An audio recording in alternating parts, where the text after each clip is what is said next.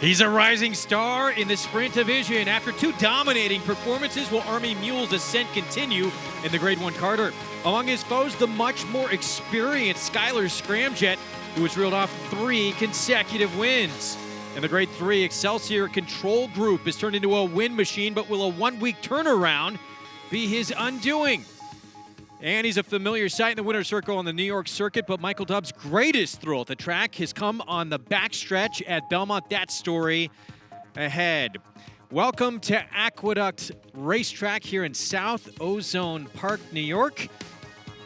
Great to have you with us. It is presented by Claiborne Farm. 100 years of doing the usual unusually well. Beautiful Saturday afternoon here, and we're going to take you on the road to the Kentucky Oaks with the Grade 2 Gazelle, a stakes-filled Saturday afternoon. And good weather for this time of year as well, as the whole crew back with you on this Saturday afternoon. Greg Wolf alongside former New York Met, LA Dodger, Paul LaDuca. We have Gabby Gaudet back as well. Yeah, happy to be Great back. to have you. We're going to have you for Saratoga as well this summer. A lot of big races coming up here on this card this afternoon, including the Grade 1 Carter and an up-and-comer Army Mule. He is devastated his competition so far, but now comes the big acid test in a Grade 1. Yeah, it is a big test, Wolfie. And when you look at the horse costs $4,000. Basically, does the sire Frisian Fire. $825,000 is what he went off at a sale. So obviously, this horse looked good at the sale, and he's been looking even better on the racetrack. Now, he hasn't faced much. You don't really know what you're going to get, but you said it. He's going to get the acid test today because he gets the inside draw against a really tough field. Last time out, he pretty much dominated against starter allowance type horses. Today, he's going against legitimate Grade 1 winners, one of them being Awesome Slew, who was last seen in the Breeders' Cup Dirt Mile, finishing 3rd behind Battle of Midway and Sharp Azteca.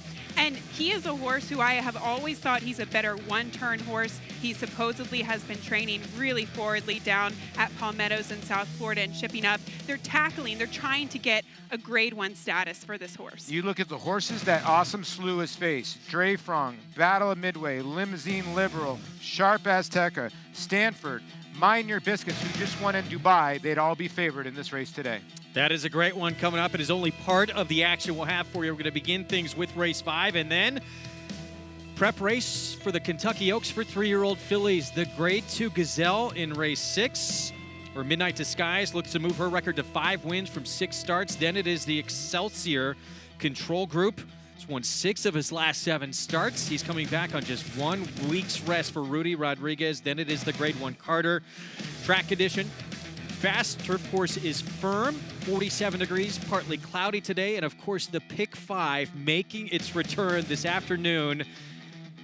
I don't even know if it's an argument. The best bet in racing. We saw the astronomical payoffs last year. Of course, you must play it through Naira Bets. We can do all across the country, or play it here in the state of New York to be part of it. Tremendous wagering opportunity that will begin in race 7 this afternoon. Of course, going on in the Manhattan Terrace, the Wood Memorial Challenge for handicappers testing their skills for a spot in the Belmont Stakes Challenge and a seat at the National Handicapping Contest, along with $5,000. To check in on that, let's go to Andy Serling. Thanks a lot, Greg. I'm here at the Wood Memorial Betting Challenge, and it's a great opportunity for our customers and fans to use their betting acumen. They have to pick winners, but they also have to know how to bet them. First prize, $5,000 plus, but more importantly, an entrant into the betting challenge on Belmont Stakes Festival. The Belmont Betting Challenge, a $10,000 buy-in. 1 person will get an entry into that contest. 2 people will earn their way into the NHC contest in 2019 to figure out who the best handicapper in the country is. A lot of excitement, a lot going on here, and some great races to choose from. We'll be coming back later during the day to talk to some of the contestants. Right now, let's head back to the guys.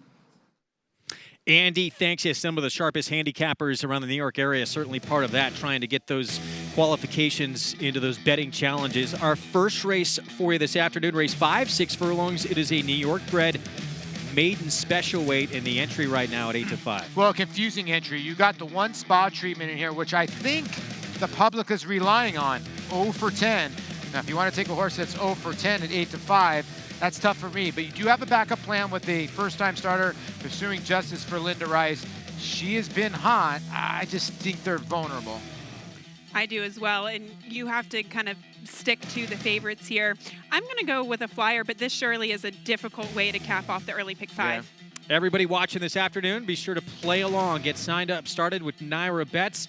$200 bonus today by opening a Naira Bets account. That's $200 in your account to bet any track, anywhere, anytime with the Naira Bets app. And, of course, be part of that Naira Bets Pick 5 that begins with the Grade 3 Excelsior in Race 7. We have stakes all across the board coming up after this 5th race with more on a tremendous afternoon here at the Big A. Let's check in with Maggie Wolfendale. And Greg, you guys discussed the older sprinters in today's Grade 1 Carter. Well, how about the younger division in the Grade 3 Bayshore? We see a nice matchup between Engage, last year's Futurity winner, coming back off the layoff, making his 3-year-old debut, versus National Flag 4 trainer Todd Pletcher, who came back in his first race as a 3-year-old with quite a fast figure down there at Gulfstream Park. But let's take a look at the horses on track right now for race number 5. We do have those New York bred fillies and mares, or excuse me, fillies on the track, and we'll take a look at one coming back off a layoff, and that is number 3, Kytriona, for Jeremiah Engelhardt. This is the filly that in that debut race finished second to stablemate I Still Miss You, who went on to win several stakes thereafter. And I actually like Kytriona more in the paddock that day than her stablemate, and she comes back off of an extended layoff. She's grown up, she's filled out, but she still has that athletic frame to her, and it looks as though Jeremiah has her well prepared for this 3-year-old debut. Now, there's a plethora of first-time starters, but I'm going to take a shot here with the longest one on the board at 23-1 as the inside runner. Not always a great place for a debuter, but number 2, Crea's Ribbon. Not much pedigree to discuss on this filly, but boy, she looked the part. I mean, she was the most professional firster in this field. She looks like a dirt sprinter. She's extremely well conditioned, had a coat that just glowed in the paddock and out in the track. I think she might be able to make a little bit of noise at a big price here, Greg. Maggie, thank you. Certainly would be a big number. 25-1 now on that 2, who will have the inside post here in this race. As for the entry, Paul down to 3-2 right now. Spot Treatment making her 11th start, but she is coming off her best performance yet. Yeah, maybe the 1A does have a little steam behind her, because I just cannot see Spot Treatment at 8-5. This horse was 12-1 last time and just missed. So now you're going to take 6-5 or 8-5 today, and I'm sorry. She's supposed to go by these 2 horses in front of her. They went pretty fast up front. This is her 10th career start. That's the closest you can get. They put blinkers on. Did it improve? Yes, it improved her, but she still didn't get to the winner's circle. To be fair, she did run a 77 by her speed figure in that race. Her competitors in here have run the better of 52, 53, so she really towers over the field. But my concern with her is that she runs to her competition. Yes. So even if she's going to find a way to get beat time and time again. Has she found a field to her liking, though? Keep in mind the horse who was way behind her in that race, 4.5 lengths behind her, would come back to win next time out. Yeah, and the horse that beat her, Pink Twist, is a nice New York bred that came back to run second. Now we get to some of the first-time starters in here. You heard that Maggie liked the 2 a little bit. I thought the 5, Lovely Lala, because when you look at the rest of this field, it's Chad Brown, and he wins with these type of horses. It's a filly by Uncle Mo, and I love the work 2 back, 6 out of 109, and then the slower work, basically the maintenance work before the start. And the thing that's interesting about her pedigree, she is by Uncle Mo, but she's out of a mare who broke her maiden going long on the turf. So you kind of get that turf influence on the bottom side. When we see that be the case and Chad Brown debut them on the dirt, it's always a positive sign. Throw you off at all that the price, the horse isn't taking a lot of money right now? No, you know what? The 5 is 7-2 is about right. Choice. You know, a lot of people love to dip in on that double where they get 2 horses for 1, the 1 and the 1A. The surprise to me is the 6. You look at this whole field, the first start of their career, who was the lowest number odds? The 6. 2-1 from the 1 hole, gets a way better position today at 9-1. He would be my long shot, and I know your long shot's the 8. But to touch on March 2 Madness again, you're completely right. She was down on the inside. She was green. She kind of ran in spots, so I love the fact that she's posted to the outside. I'm looking at the 8 Queen of Everything as a first-time starter. Hopefully today, Greg, she gets out of the gate. Yeah, completely dwelt, and you just throw that race out. So blinkers go on for start number 2 for the 8 on the outside, who is at 11-1 right now. Race 5 here on Aqueduct Live. Let's send it upstairs. Larry Colmus, the voice of horse racing's Triple Crown, with the call. And the last one to go into the starting gate here is Queen of Everything, and Dylan Davis coming up to complete the line. They're all in line, ready for a start. They're off, and very slow to begin here was Pursuing Justice, just walked out of there. It is Lovely Lala out for the lead. March to Madness, Scatterly Speed 2. Kriya's Ribbon fights through on the inside. Queen of Everything is there with Lady Vicky just in behind them, running in 5th early on. 2 lengths clear of Exceed the Goal in 6th. And then it's Spa Treatment, who's running along in 7th position early on here. 7 lengths off the lead, clear of Catriona. And slow starting Pursuing Justice after a 22.47 quarter. It is Kriya's Ribbon. On top as the field races for the far turn.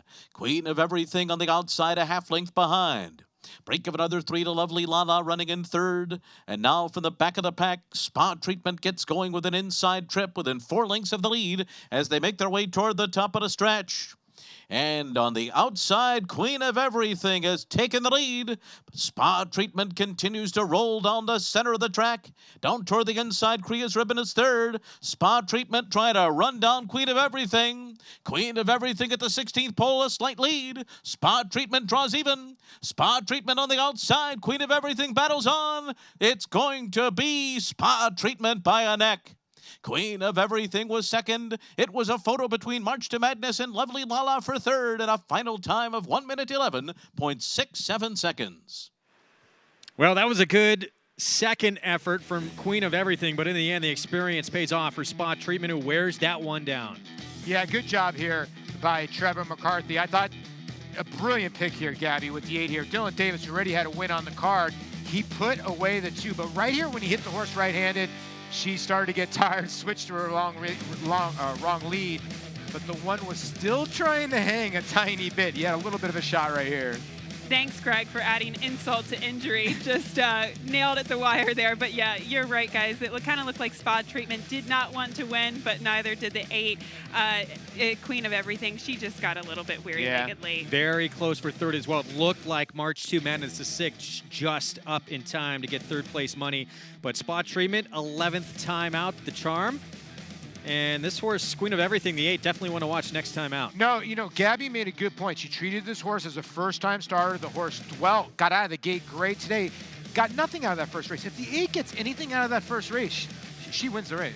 In the end, even money on the entry. Spa Treatment gets it done. We'll be back with prices right after this. Still to come, the Grade 1 Carter Handicap. After 3 straight wins at 6 furlongs, how will Skylar's Scramjet fare at 7? That's coming up.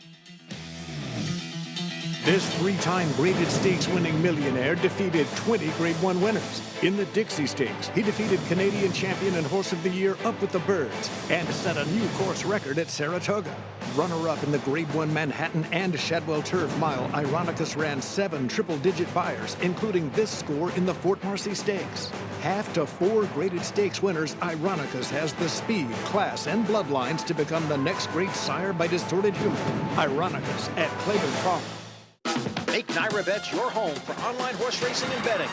Start earning your sign-up bonus right now. With NyraBets, you can use our state-of-the-art website to bet on live horse racing at over 200 tracks around the world. Bet anywhere, anytime, using your computer or mobile device. Earn valuable reward points on bets. Build your bankroll with our exclusive promotions and earn cash rebates.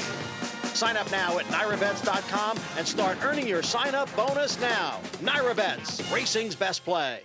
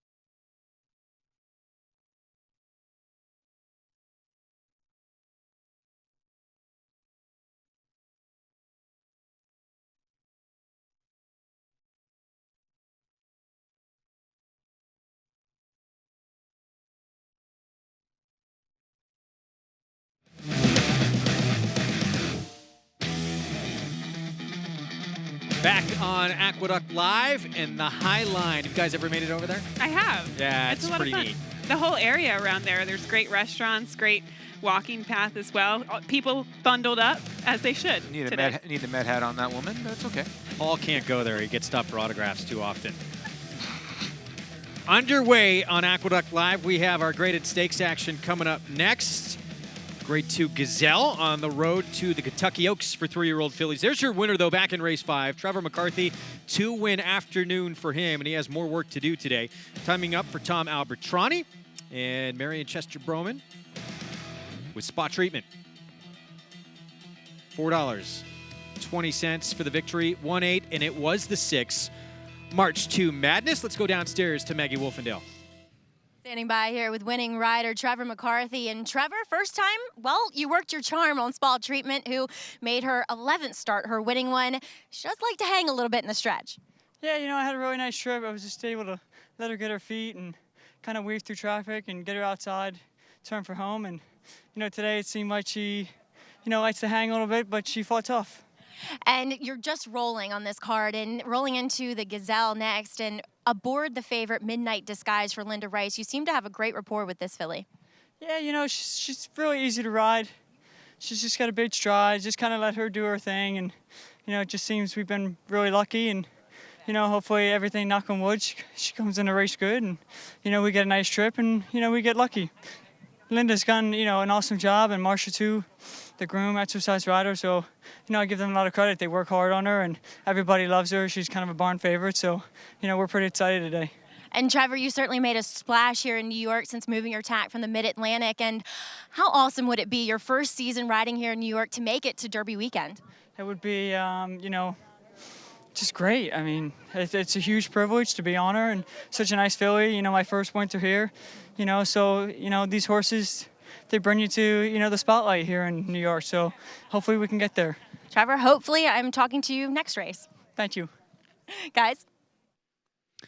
Maggie, thank you very much. He's got a busy afternoon still to come. Midnight Disguise in the Grade 2 Gazelle. Next, we take another look here at his win in race 5, and then he'll be aboard Skylar's Scramjet, one of the favorites in the Grade 1 Carter. He's got a big shot today. When he's talking about Midnight Disguise, how about another New York bred? We saw Audible. He'll be lining up in the first Saturday in May.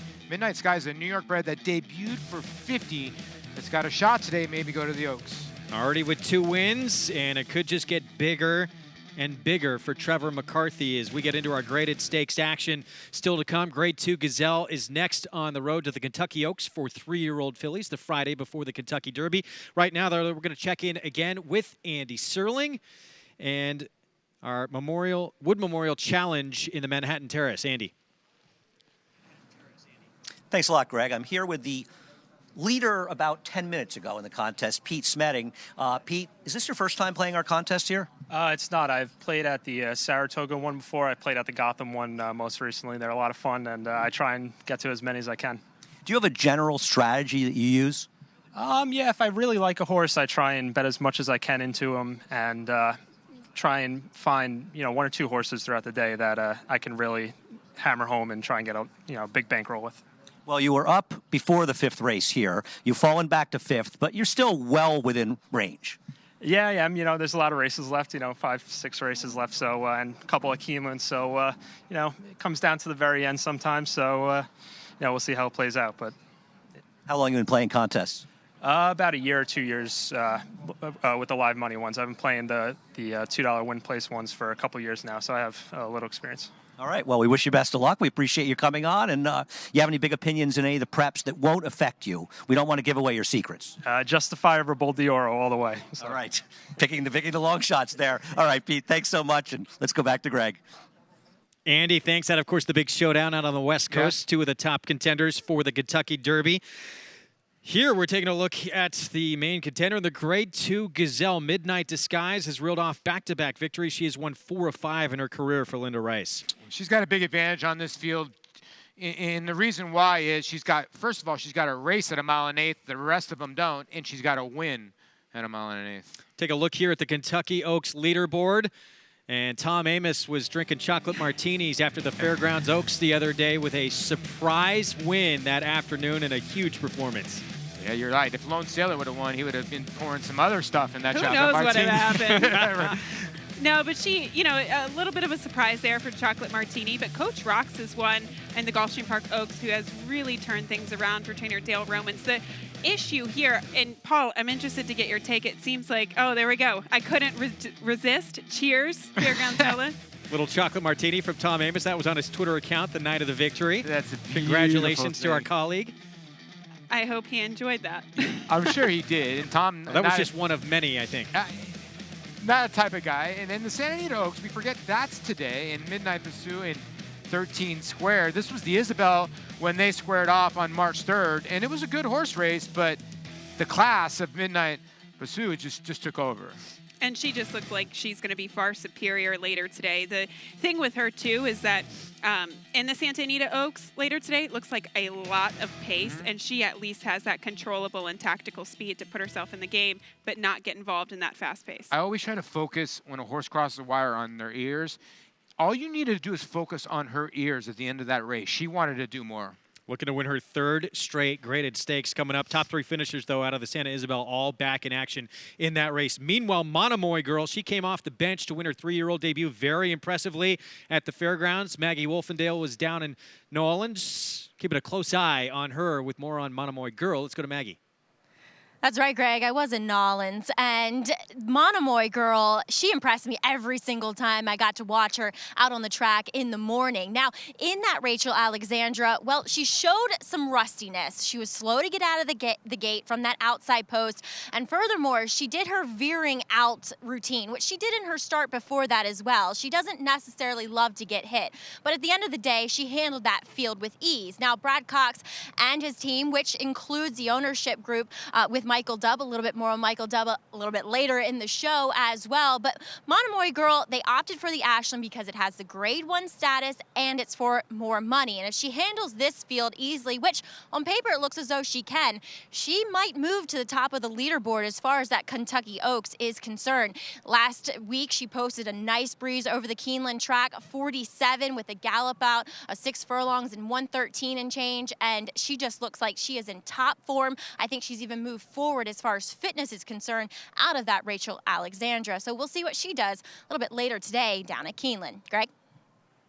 Maggie, thanks. She is 4 to 5 in the morning line. They were thinking they actually might get some snow in Lexington, but actually getting a little bit of sun today, a brisk 36 degrees in Lexington. Yeah, it was muddy earlier in the card, but they do have one of the better drainage systems around when it comes to racetrack. So look for that race to maybe be good or somewhere around there. Not completely fast by the time they get to that race. Current odds for the Grade 2 Gazelle on the road to the Kentucky Oaks.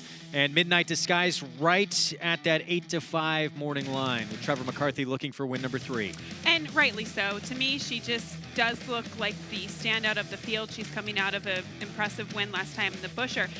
Now, the thing about this, Paul, that I thought that gave her the advantage was that she at least had the foundation underneath of her. She had previously gone 9 furlongs where there were a couple of horses who were stretching out in distance, say 3/4 or 7/8. So she has that foundation underneath of her, but she also seems like she's getting better and better. Yeah, and to me, if you look, she's twice the size of 2 horses put together. I mean, she's giant. And I think that's why, if you look, she won that race on just pure stride. At the top of the lane, she was a little gangly, right?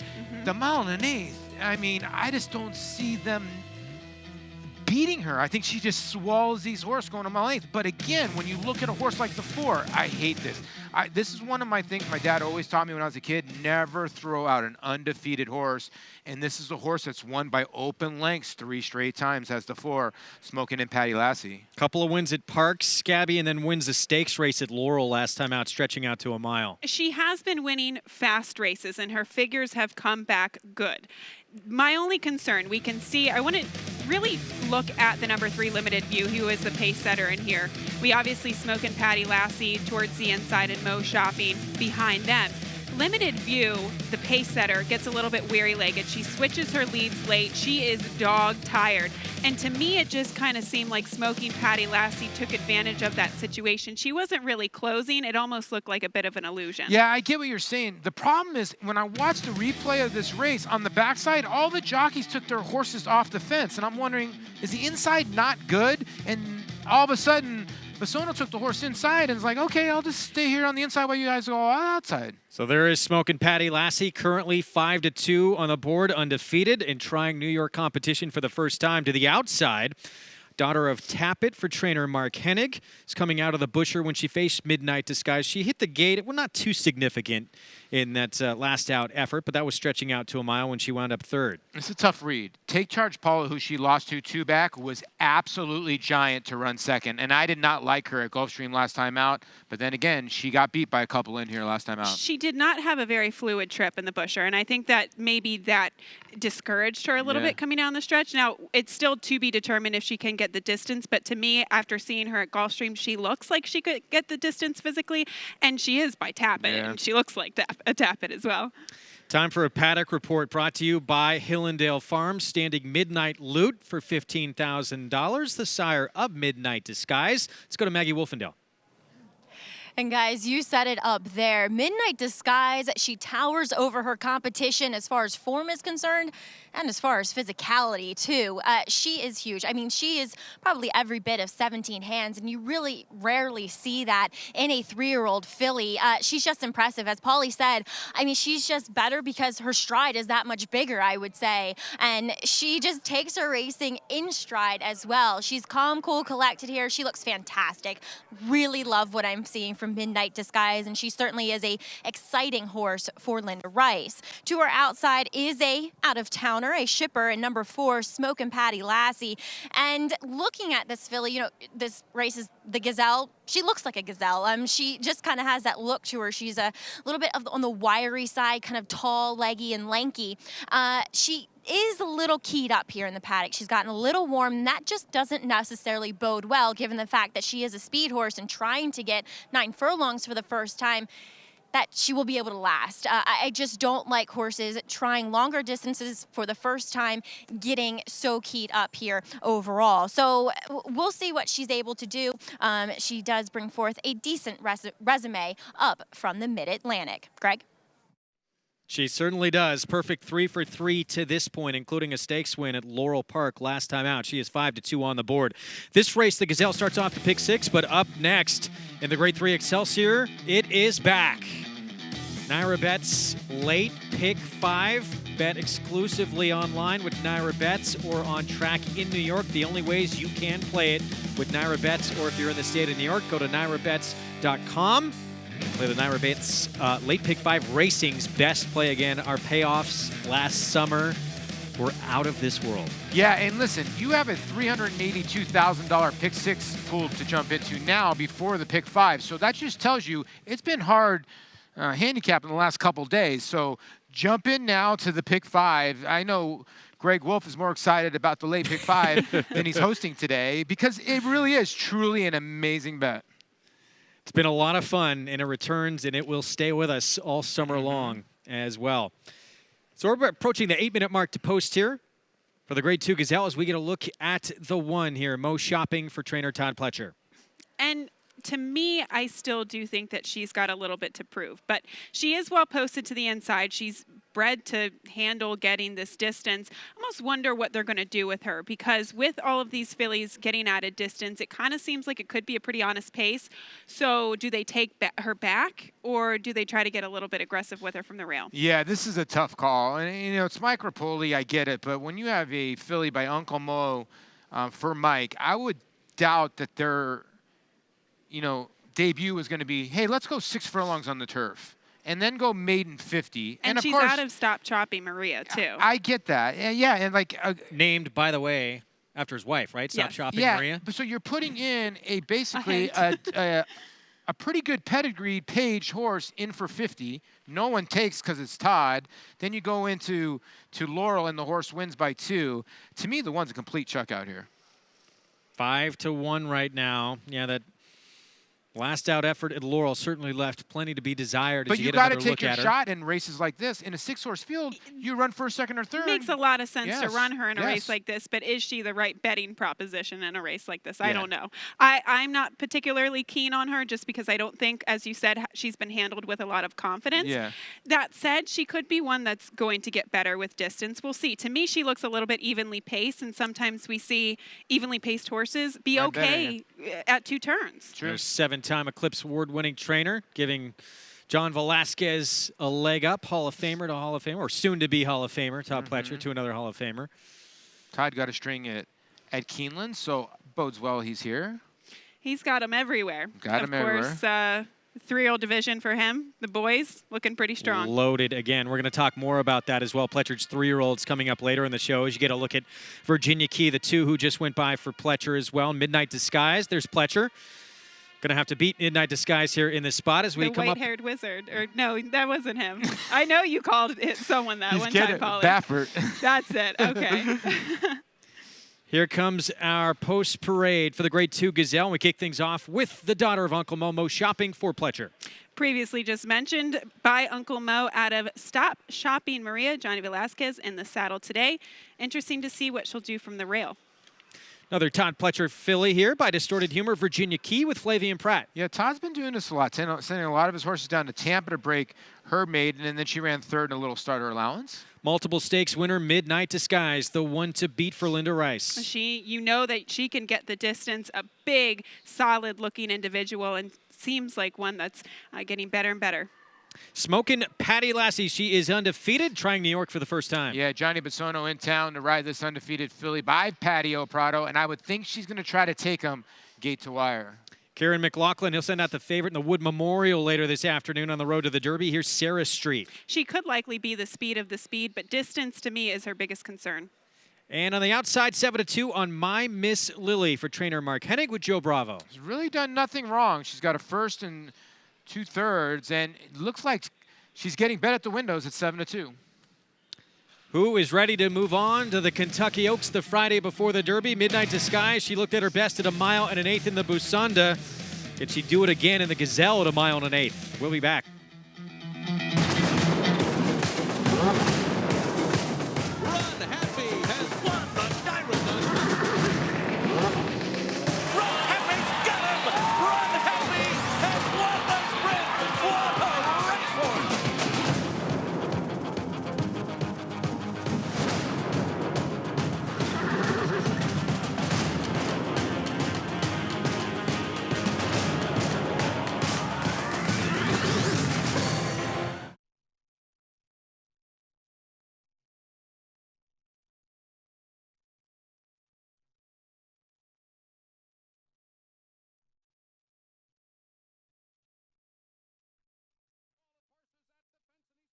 And Tappet takes to the outside, and they charge into the final furlong of the Wood Memorial. Swing for the fences. Master David comes up the inside. Tappet heavy drive on the far outside. Eddington doing his best. 4 of them down to the finish now. Master David comes on through. Tappet, Eddington fights on. It's going to be a blanket finish. Here's the wire, and Tappet takes it.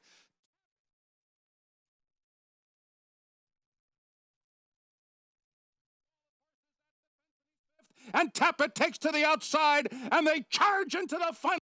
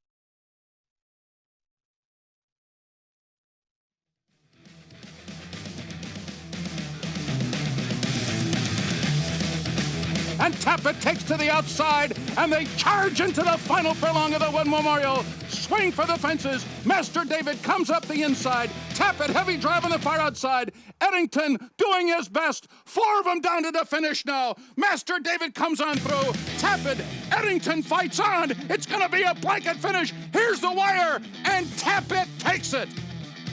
One of the last horses purchased by the late Vern Winchell that he ever bought, racing for his son Ron. That win surprised even his trainer, Michael Dickinson. Said he would have been happy with 3rd or 4th instead of victory after just recovering from a lung infection a few days earlier when he struggled in the Florida Derby. What a brilliant win there. Great job on Michael Dickinson. And there is a look at a daughter of Tappet, My Miss Lily, coming up here in the Grade 2 Gazelle. Yeah, My Miss Lily, a $670,000 purchase. Pretty crazy that Tappet at one time when he first started at stud, he stood for $10,000. He now stands for $300,000. 3-1 on this daughter of Tappet. Meanwhile, down on the inside, Todd Pletcher, he has 2 in the race from post 1 and 2, and Mo Shopping is one of them, the daughter of Uncle Mo. She is on the board at 9-2, and as usual this time of year, Todd Pletcher loaded with 3-year-olds, both fillies and boys as well. So we ask you, what's trending? Our Twitter poll question. Which Pletcher 3-year-old is most likely to win the Kentucky Derby? Audible, Magnum Moon, Noble Indy, or a horse that's running later today here in New York in the Wood, Vino Rosso.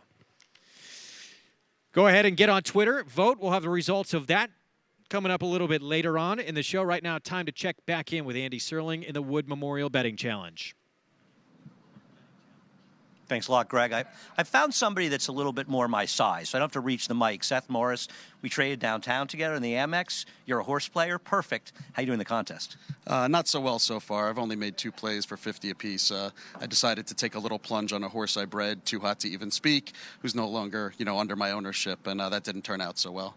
But you are involved with a horse named Stan the Man, who's a good runner around. I saw you in the winner's circle a few days ago.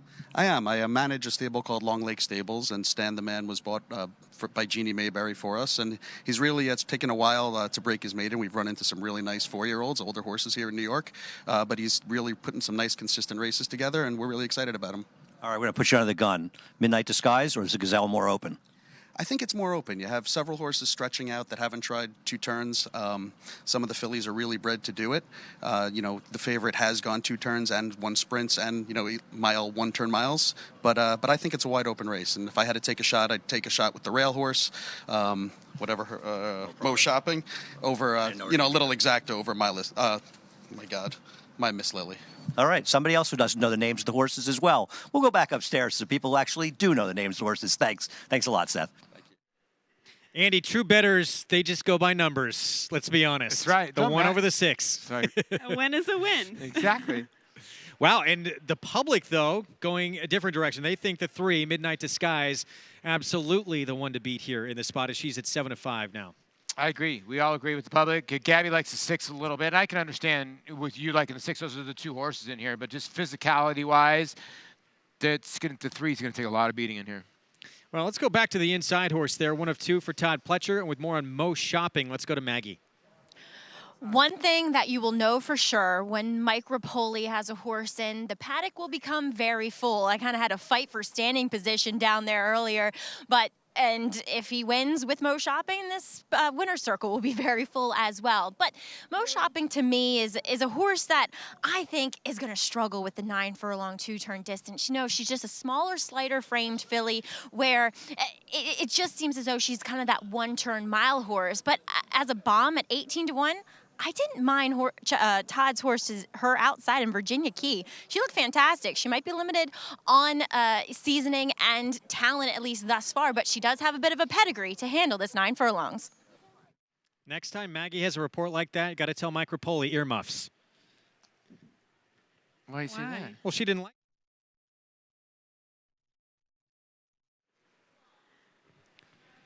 There is Mo Shopping, 9-2 for Mike Rapoli, about to move in 1 of 2 in the race. For Todd Pletcher, he has Virginia Key right next door as well. Who will punch their tickets to the Kentucky Oaks the Friday before the Kentucky Derby? There's the big favorite at 8-5, set to move in. Midnight Disguise. Let's send it upstairs to the voice of horse racing's Triple Crown for the call, Larry Colmus.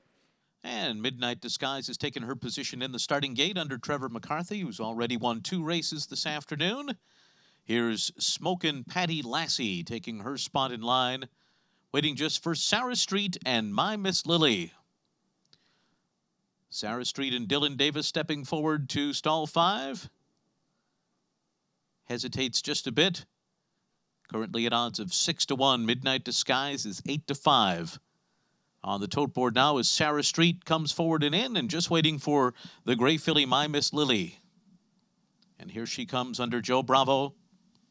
Goes in. They're all in line, ready for the start.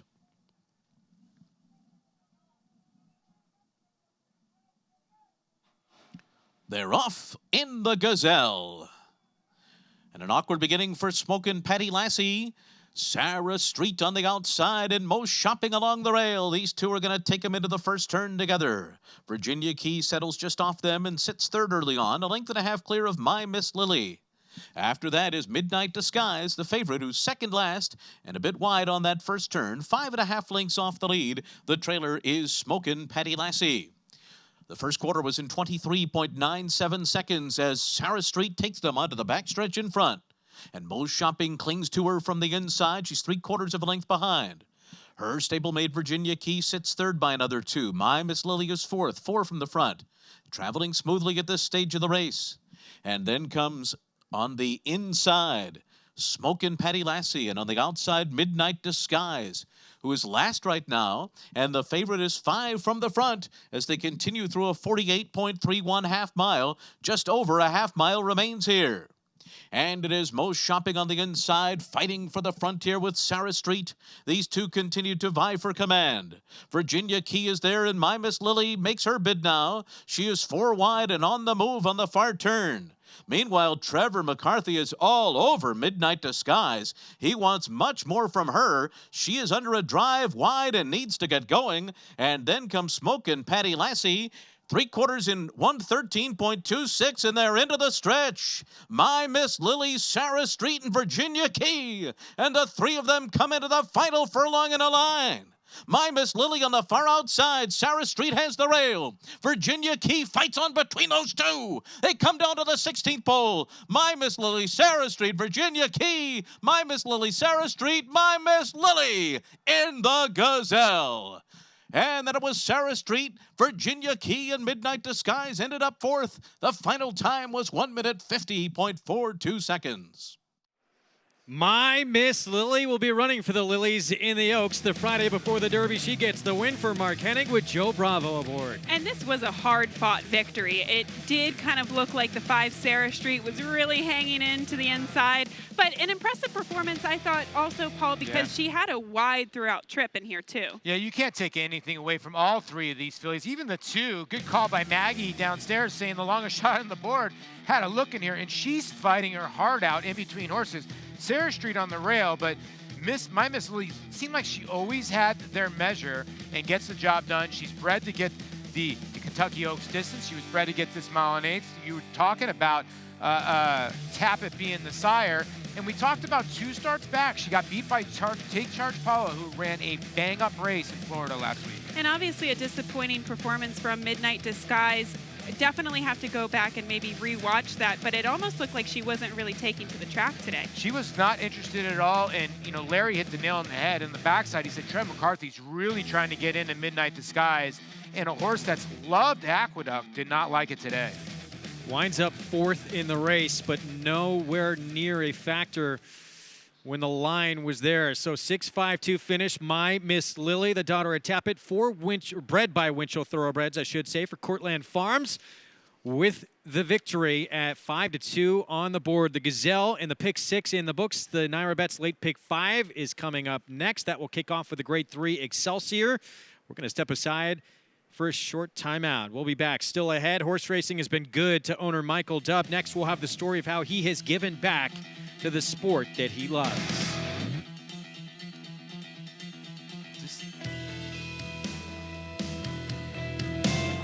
Switches back to the outside. Exaggerator down to the 16th pole, but Exaggerator has turned the tables. He has won the Preakness. He has won the Travers over American Fame. Irish War Cry has won the Wood Memorial. Alice. Good Magic's gonna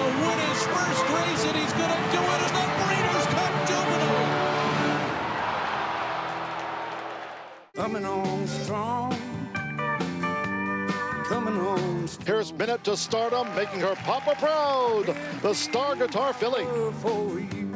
Coming on. Testing 1, 2 is all alone. She comes to the 16th pole, and this one is all over but the crying. Iona Star was a star today. Won it easily by 3.5. My love for you coming on strong.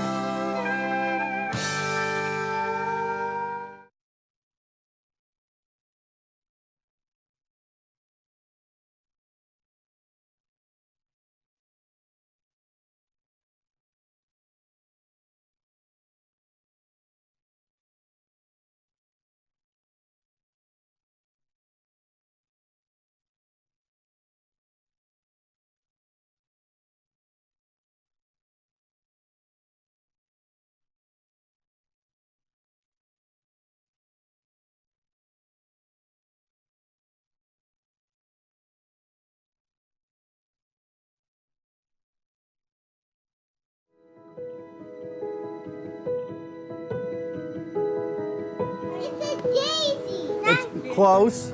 A dandelion.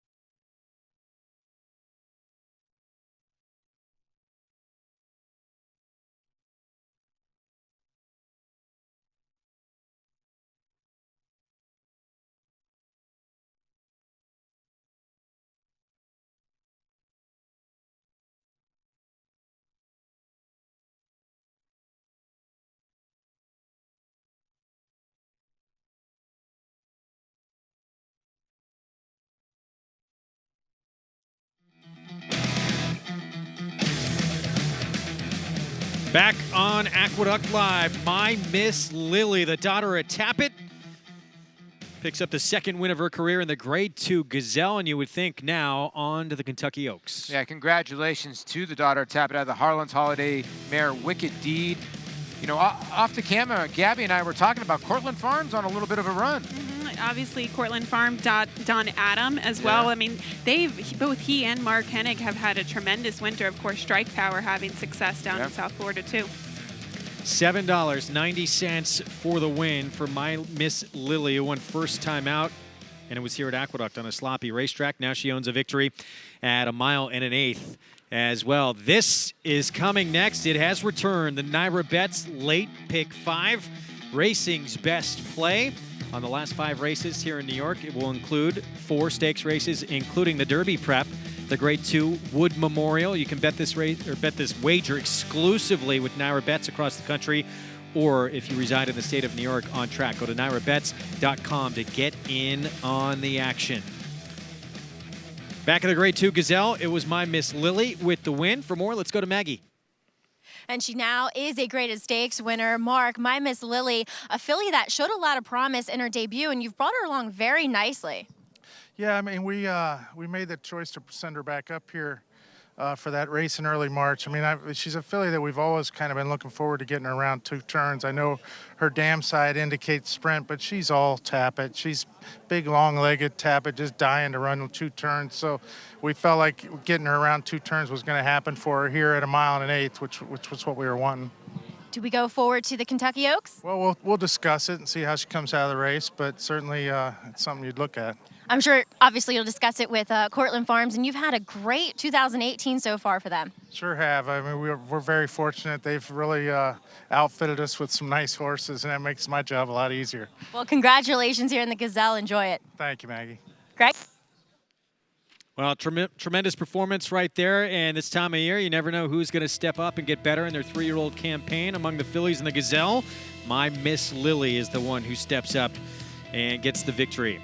Up next, it is that Naira Bets Late Pick 5. It starts with the Grade 3 Excelsior, and there is the horse to beat, Control Group. He's won 3 in a row, 6 out of his last 7. He is owned in part by Michael Dubb, year in and year out, one of New York's leading owners. He's the founder and CEO of the largest developer of residential housing on Long Island. There's his win in the Alex M. Robb. Michael Dubb's built over 6,000 homes during his professional career.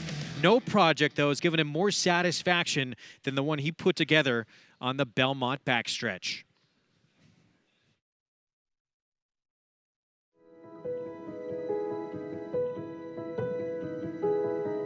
It's a daisy. It's close. A dandelion. Terrifying. No, it's a daffodil. No, it's a dandelion. And dandelions grow in the grass. It's considered a weed. Okay, guys, have a great day. It's a dandelion. People ask me, you know, what's been your greatest moment in horse racing, and what's your greatest win? And I don't hesitate. The Belmont Child Care Association is the greatest thing I've been involved in, and it's not me; it's we. I mean, you know, this is a team effort. Jerry said, you know, the kids at the track, of the people who work there, they're sleeping in cars, they're left unattended, there's nobody to care for them. It would be a great idea to build a daycare center. You know, Jerry, I'm a builder. I've always wanted to do something for kids. I'll do it. And I always thought I would build a daycare center and ride off into the sunset. But here I am, addicted to horses and addicted to the daycare center. You know, picture going into school and you have a problem with, you know, understanding what the teacher says. So we eliminate that, and now you're going into school and you're actually ahead of what the teacher is teaching. Think of the confidence it instills. So we put the children in such a great position to excel, and they do, and it's great. And the parents have complete peace of mind. Not only are the kids being cared for, but they're given such a strong foundation and such great love and affection, and you know, when they come out of here, they're really ready for preschool, and they get into preschool and they excel.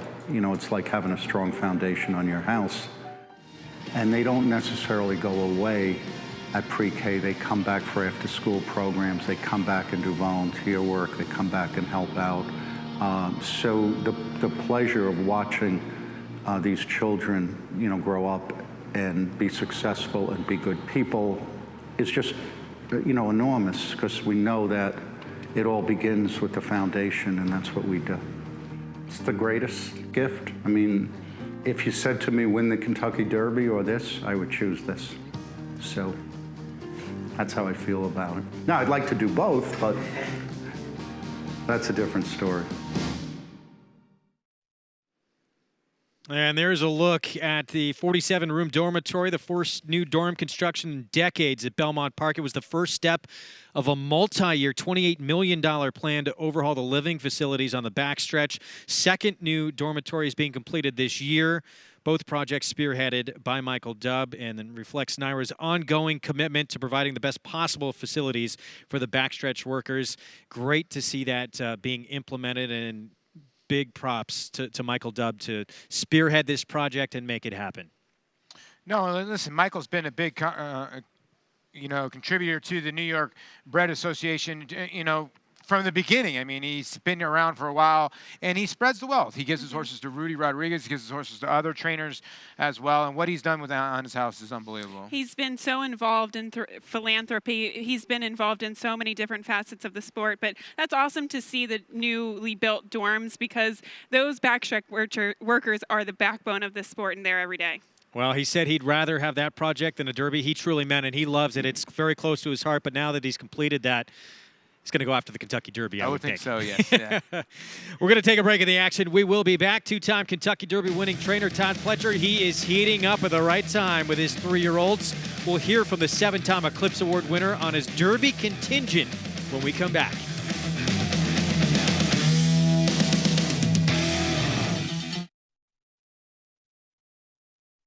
An undefeated graded stakes winner on the track, Algorithms was the nation's #1 sire of 2-year-olds in 2017 by percentage of winners. His top runners include multiple graded stakes performer Rich Mommy, winner of the Grade 3 Sugar Swirl, multiple stakes winner and graded stakes performer Recruiting Ready, and stakes winners He Hate Me and Sunset Ridge. In the ring, his yearlings have commanded prizes up to $220,000. Algorithms, standing at Claiborne Farm.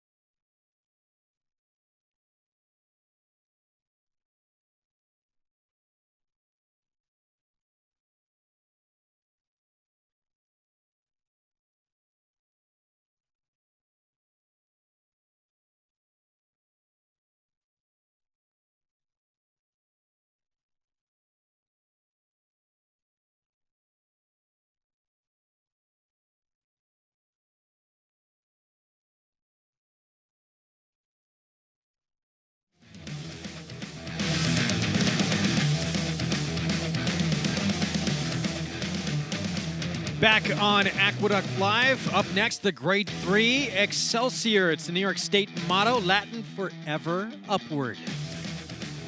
And it's been upward for a few of these in this race here, including Control Group. He's won 6 out of his last 7, including 3 in a row for Rudy Rodriguez. But now he's going to try coming back up 1 week's rest.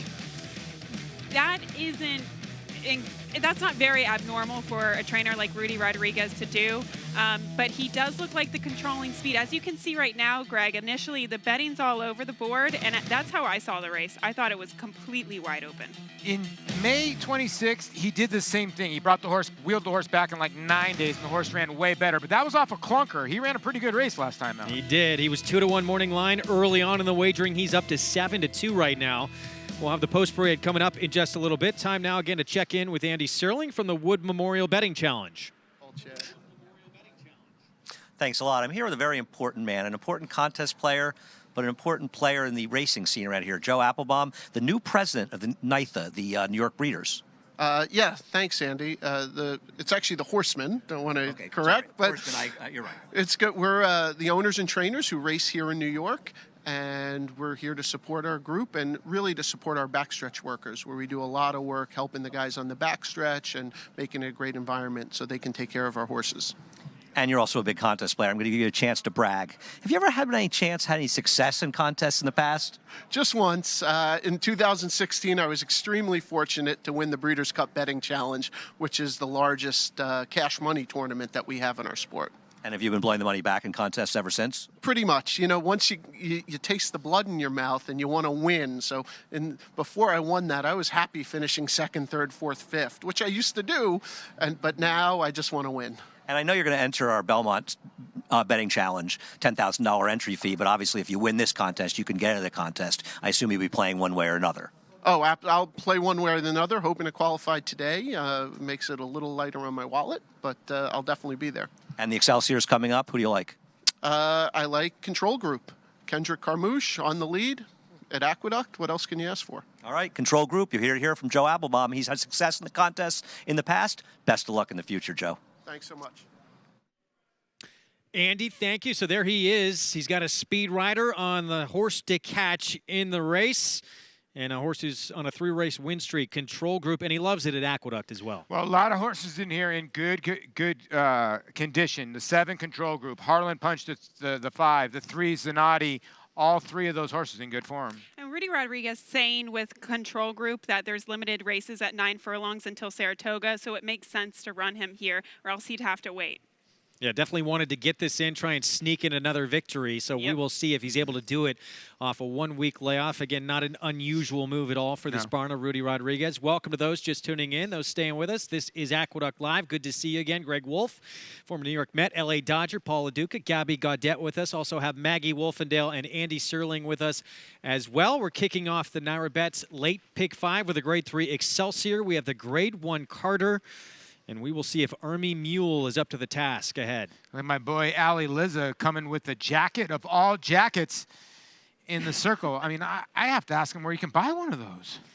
That is a tremendous blazer. Oh, beautiful. I think you guys could pull it off. I don't think I could. He owns the 4, by the way. He's the owner of the 4. 3-1 right now, and Wild About Dub. Another Rudy Rodriguez horse. He's got 3 of them, by the way, in this race, Rudy does, with more on the one to catch in here for Rudy. Let's go to Maggie.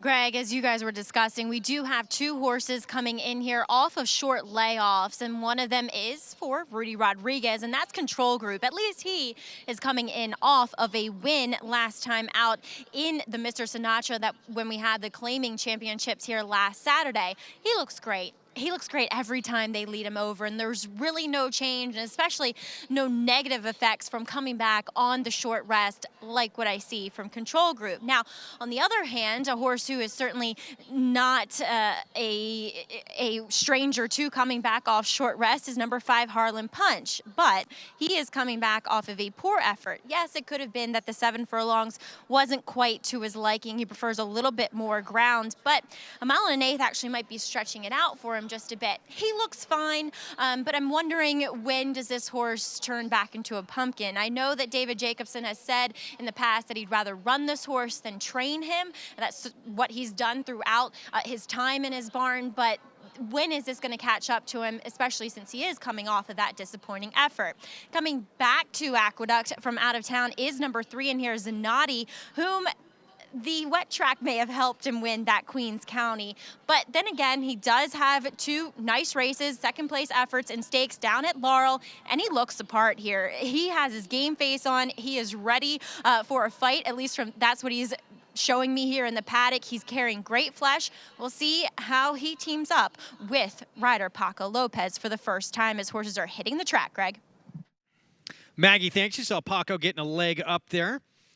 Zanotti, 4-1 on the board, coming off back-to-back seconds in the Maryland circuit in a couple of stakes races. Naira Bets, late pick 5. It begins in this race over $77,000 and growing in that late pick 5 pools. We kick off with our post parade here for the grade 3 Excelsior 1 1/8 purse of $150,000. And here's Backside of the Moon for trainer Leo O'Brien. And Trevor McCarthy will ride today, looking for his 3rd victory this afternoon, coming out of a 2nd place performance last time out behind Harlan Punch.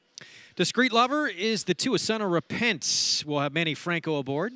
Well, he tried the boys way back then, the big boys in Gunrunner and the Whitney in the Woodward, but he's got an outside shot in here, does the son of Repent. The aforementioned Zanotti with Paco Lopez put together back-to-back wins, including a stakes win at Aqueduct last year. And he has been close in the last 2 starts. Maybe today he can turn the tables on some of his foes. Rudy Rodriguez, he's got 3 horses in this race. Here is one of them, Wild About Dove, 5-year-old by Escandarea. Horses showed a little bit more speed last time out in the stretch out, but they went pretty slow on the front end. I don't know if they're going to go that slow today. You're getting actually not that good of a price at 3-1. Maybe one who can keep a little bit of pressure on Control Group. Harlan Punch with Dylan Davis. Wheeling back pretty quickly, not atypical for David Jacobson, but has to prove he can get that distance too. Another Rudy Rodriguez runner, Admiral Blue with Junior Alvarado. Good race 2 back, and then at Laurel last time, didn't do much, but that was 2nd time blinkers. They have helped. And the horse to catch and beat coming off that 1-week layoff for Rudy Rodriguez, Control Group. Oh, Rudy Rodriguez has done nothing wrong for the past couple of months, especially here at the Big A. He hopes to go wire to wire. The late pick 5 has returned over $81,000 in that pool. You can play it by going to nairabets.com, or if you reside in the state of New York. Paul, how are you going to play it? Well, I think this is a kind of a pick 5 that you just really need to dive into, because there's a couple horses in this sequence I think that you can single or take your shot to single. And in the 2 horses that I thought were Awesome Slew in the Carter, or if you want to single in the Wood Memorial, and that would be Entice. So here's my ticket: 3, 5, 7 in here, 2, 4, 11 in race number 8, 2, 3, 4, 5. I'm singling Entice in the Wood Memorial. I just think that they're going to really have to turn the tables to beat him. And then race 11, which can be very, very tricky. Only can go 3 deep in there. I don't want to keep the cost too high. So 1, 5, and 9 in there. Throw the 1 in. The horse has had a lot of races on turf, but those numbers do stack up. $54 ticket, 50-cent play on the Naira Bets late pick 5 for Paul Aduca. We're going to take a break in the action. Sequence begins next. He shocked the field in last year's Carter handicap at 54-1. Is there another surprise in store with Green Grotto in the Carter? We'll be back.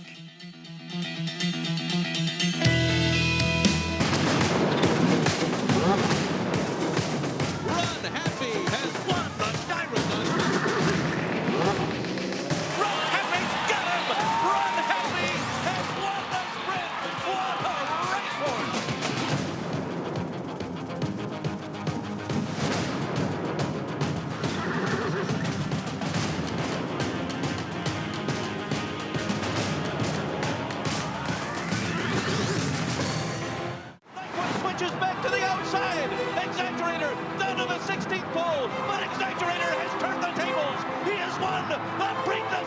Nice has won the Travers over American Flag. Irish War Cry has won the Wood Memorial. Alice.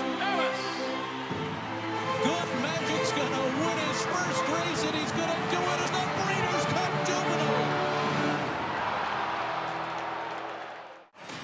Play Plus provides a fast and easy way to make deposits and cash out of your Naira Bets account. Make purchases with your Play Plus card everywhere Discover is accepted. Use your credit or debit card to fund Play Plus with high approval rates. Easily transfer funds from Play Plus directly into your Naira Bets account.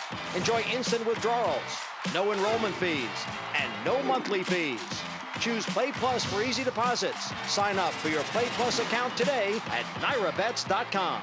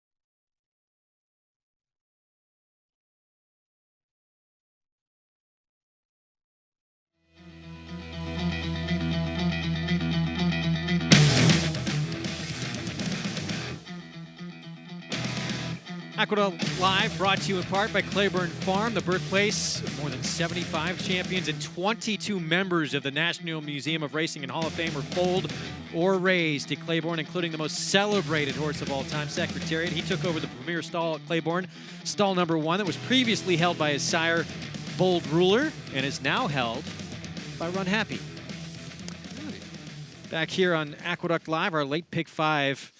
Coming up, you can only play it nationwide if you play with Naira Bets. Get signed up, started at NairaBets.com, or if you reside here in the state of New York, which you can play it on track, getting close to $100,000 in that pool. Grade 3 Excelsior. Excelsior will kick things off here in the pick 5 sequence. And right now, our favorite, Harlan Punch, but a wide open race. We're going to check in real quick again with Andy Serling with more on the Wood Memorial Betting Challenge. I'm standing with a gentleman who has played in 5 NYRA contests where he's finished second. Paul Sherman. Paul, hoping to maybe improve on those second-place finishes? Hoping, but a lot of the times it's not in your control. But hopefully. Well, what is your plan in attacking these contests? My plan is to have enough money at the end to make a bet, to make a play that will catch whoever's in the lead, and to play it so I get far enough ahead of them so no one will catch me. That person will not catch up to me. Well, I know you have some ideas going forward. This race, the Excelsior, coming up? This race, I like Wild About Deb off the pace. I have a little liking for Red Dragon Tattoo in the 8th, which should be about 50-1, and I actually back-wheeled Red Dragon Tattoo. I weighted it with Wild About Deb and Zanatti. All right, well, they're heading towards the gate. Paul, we appreciate you joining us, and we hope that one day you'll overcome that bridesmaid's role. Thank you very much. Thanks a lot. Let's go back to Greg. Andy, thanks. So a former betting champion, handicapping champion. He liked the 4 Wild About Deb, who we just got to look at. They're 9-2 on the board right now. Another Rudy Rodriguez runner, but it's his control group on the outside who now has become the favorite. And control group, no pun intended, could control this group from the beginning with all of his speed. The 5 Harlan Punch is going to have to sting him early, and maybe the 2, the horse you like a little bit, Discreet Lover. I thought both Zanatti and Discreet Lover were compromised by the slow pace last time out in the Harrison E. Johnson. So we'll see. I do think that both the favorites in here are vulnerable, though. It is the Grade 3 Excelsior. It kicks off the NYRA Bets late pick 5. Control group, the 7 horse, the 1 to catch and the 1 to beat off a 1-week layoff. Let's send it upstairs to Larry Colmus for the call. And now the long shot of the group, Admiral Blue and Junior Alvarado take their spot in the starting gate, and the favorite will load last. Control group under Kendrick Carmouche, currently at odds of 2-1. Taking the 7 post here, Admiral Blue a little restless there. They're all in line, ready for the start. They're off in the Excelsior, and Harlan Punch missed the break a bit. Control group comes out well from that far outside post, and Zanatti goes 2. So it's these 2 that lead them into that first turn. Zanatti on the inside of control group, and now they're clear from backside of the Moon, who sits 3rd on the inside. Wild About Deb is 4th, 3.5 lengths off the lead early on. After that, it's Admiral Blue, and ducking into the inside of Admiral Blue is Harlan Punch, who's splitting horses and moving quickly now. Harlan Punch just went by 4 runners and is all the way up to challenge for the lead, pulling Dylan Davis to the front up the backstretch. The trailer is Discreet Lover. The quarter was slow, 24.81 seconds, and up the backstretch they go now. It is Zanatti on the inside. On the far outside, Harlan Punch and control group between those 2. These 3 take them up the backstretch together. Backside of the Moon is 4th, 2.5 lengths off of them. Wild About Deb is 5th. Then Admiral Blue on the outside. Discreet Lover trails through a 48.72 half mile. Past the half mile pole. It is Zanatti on the rail. Control group between. Harlan Punch 3 wide. And the 3 of them round the far turn, still all right together. Backside of the Moon is 4th behind them, just a length and 3/4 off the lead. And now under a ride is Admiral Blue on the outside of Discreet Lover, who's getting going. And Wild About Deb is last of them all as they come toward the top of the stretch. Control group and Harlan Punch turn for home together. Zanatti is under pressure on the inside and is back running in 3rd, backside of the Moon. Discreet Lover trying to mount a charge on the far outside with a furlong to run. It's still wide open here. Harlan Punch, Zanatti coming back. Discreet Lover on the far outside coming the best. Control group is 4th. Backside of the Moon, they're coming down to the line, and it is Discreet Lover. Discreet Lover and Manny Franco win the Excelsior by 2.5 lengths over Zanatti. Then it was Harlan Punch and Backside of the Moon. The final time was 1 minute 50.45 seconds. It is Discreet Lover, Manny Franco, Uriah St. Louis with the win. Had not hit the board in 2 prior starts at Aqueduct. Well, you can't contain Gabby Gaudet right now. The start of this race... Look at how bad he stumbles coming out of the gate. But here's the other part of this. He stumbles so badly, the 5 gets off to a bad start. So what happens with the 5? Dylan Davis can't control him. And I know they don't go blazing fast, but that middle quarter 24, then a sub number 24, made it into a tiny bit of a speed duel. and it helped out the 2 big time. Here was the difference. Manny Franco took the very patient approach to just sit behind the speed, whereas unfortunately Harlan Punch just Dylan Davis kind of lost control of him and completely sped up the middle fractions. But a patient ride, a good trip. This horse got a great setup, but he did have to overcome early adversity. Yeah, and the confusing part about this is that Kendrick Carmouche, listen, he's supposed to get to the front end with the 7. This horse has never not had the front end basically his nose in his second call. And you can see Dylan's looking back, or Kendrick's looking back to see if he impeded somebody. Paco Lopez at no point right here on the 3 is wanting the lead. He's wanting to take back, but he inherited the lead that did Zanotti, and he was going to be tough to go by, and Discreet Lover was the only one that did. Falls to his nose out of the gate, regroups, and goes on to win. Close for second and third, but in the end, Zanotti gets second, Harlan Punch third. But your winner, Discreet Lover, at 7-1. And it was interesting because both he and Zanotti came out of the Harrison E. Johnson Memorial, and it was a completely different scenario today. It was night and day. Zanotti, I can't imagine he wanted to be in that position on the rail. No, I didn't. And I looked at you in the backside. I said, there's no way the 7 or the 5 can go by Zanotti. He's just got way too much bottom. But the 2 does, and what ended up happening was he ended up being 5 to 6 lengths the best after that start. Second win this afternoon for Manny Franco. Discreet Lover, 5-year-old son of Repent. The winner of the Grade 3 Excelsior. We're going to take a break in the action. When we come back, how about 150,000 reasons to attend the Belmont Stakes? One lucky fan will get a bet on the Belmont that could win him that amount of money. We'll be back. This successful son of AP Indy has sired 6 millionaires, including 2017 Eclipse champion 3-year-old West Coast. A dominant winner of the Grade 1 Travers and Pennsylvania Derby, West Coast also placed in the Breeders' Cup Classic and was runner-up in the $16 million Pegasus World Cup. In the sales ring, juveniles by Flatter brought up to $600,000, and his yearlings sold up to $460,000. Flatter, standing at Claiborne Farm. Make NyraBets your home for online horse racing and betting. Start earning your sign-up bonus right now.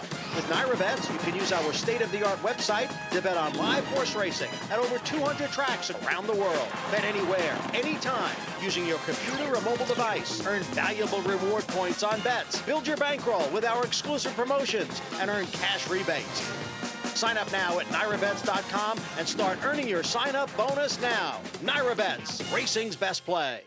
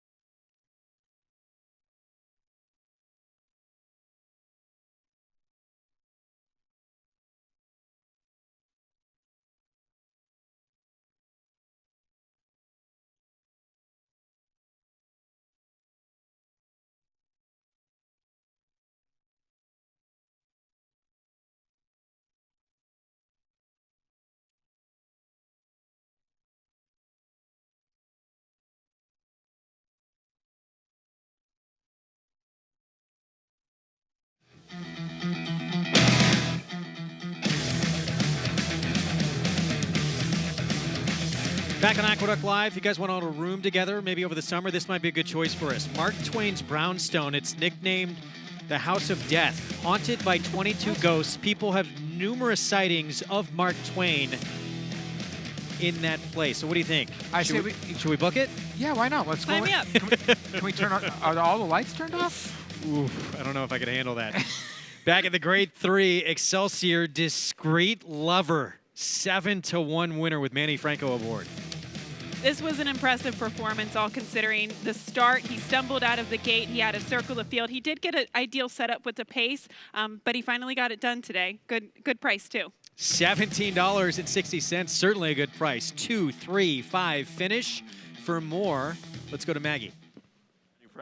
Standing here with trainer Uriah St. Louis, and boy, what a pleasure, I'm sure, to have this horse in your barn. I mean, he just dances and shows up every time. Every time, every single time. I mean, every December we give him off and bring him back about middle of February, and he always tries, always tries. I know your heart was certainly in your throat when they broke today. When he stumbled out the gate and I looked, and I saw they went 24 and change. I said, well, we in trouble. But, man, he just kept him going, and thank God he won. And thank you, Jose Flores. Jose Flores used to ride him a lot, and he died about 2-3 weeks ago. And Manny took up the job for him. So this is for Jose Flores. Thank you very much. Certainly a bit of a bittersweet kind of win here, and Jose missed by everybody in the racing community, but also bittersweet as this is his first graded stakes win, too. That's correct. And this is my first graded stake win, too, so we both broke our maiden together. Only in fitting fashion here. Discreet Lover, congratulations, Uriah. Thank you very much. Greg? Well, congratulations there, and certainly dedicated to Jose Flores. Very sad story, passing away from a spill, and everyone in the horse racing industry, their thoughts and prayers with Jose's family. You could just see in Uriah's face the jubilation, yet I wish Jose was on this horse. You know what I mean? Raw emotion. Yeah, raw emotion. And you know what? The divine intervention, I believe in it, and Discreet Lover got across the wire first. And congratulations to Uriah, who owns this son of Repent, too. He's done a great job with this horse. 7-1 winner kicks off this NYRA Bets Late Pick 5 with a victory. If you happen to have a winning ticket on this horse beginning today here at the New York Racing Association, you can give back a little bit to a good cause with your winning ticket. Players who cash winning tickets can give back with a tax-deductible contribution to the Thoroughbred Aftercare Alliance at self-service terminals. 100% of all donations go toward TAA's efforts to retire, retrain, and rehome thoroughbreds after their racing careers, helping organizations like the Saratoga Warhorse Foundation. Some great stuff is the TAA affiliate. I actually have one of their bands on my right wrist. It is a great program. A lot of different things. I think a lot of people don't realize when you donate to these type of things, these horses are used for therapy for a lot of people, a lot of different entities. 64 different organizations at 170 different locations. So this really just is necessary for the sustainability of the sport as well. We're coming up on more live action here in just a little bit. Quick check, though, the Wood Memorial Betting Challenge. And Peter Smenning, who we heard from earlier, back on top with a check of what's happening. Let's go to Andy Serling. So the goal is over $2 grand. Thanks a lot, Greg. I'm here with a man who is not doing particularly well in the contest today, Dave Harrison, but you won this contest last year. Yes, absolutely. Last year, I capitalized on a speed bias early, and I coasted home, and I had a big lead early, and I coasted home. This year's a different strategy.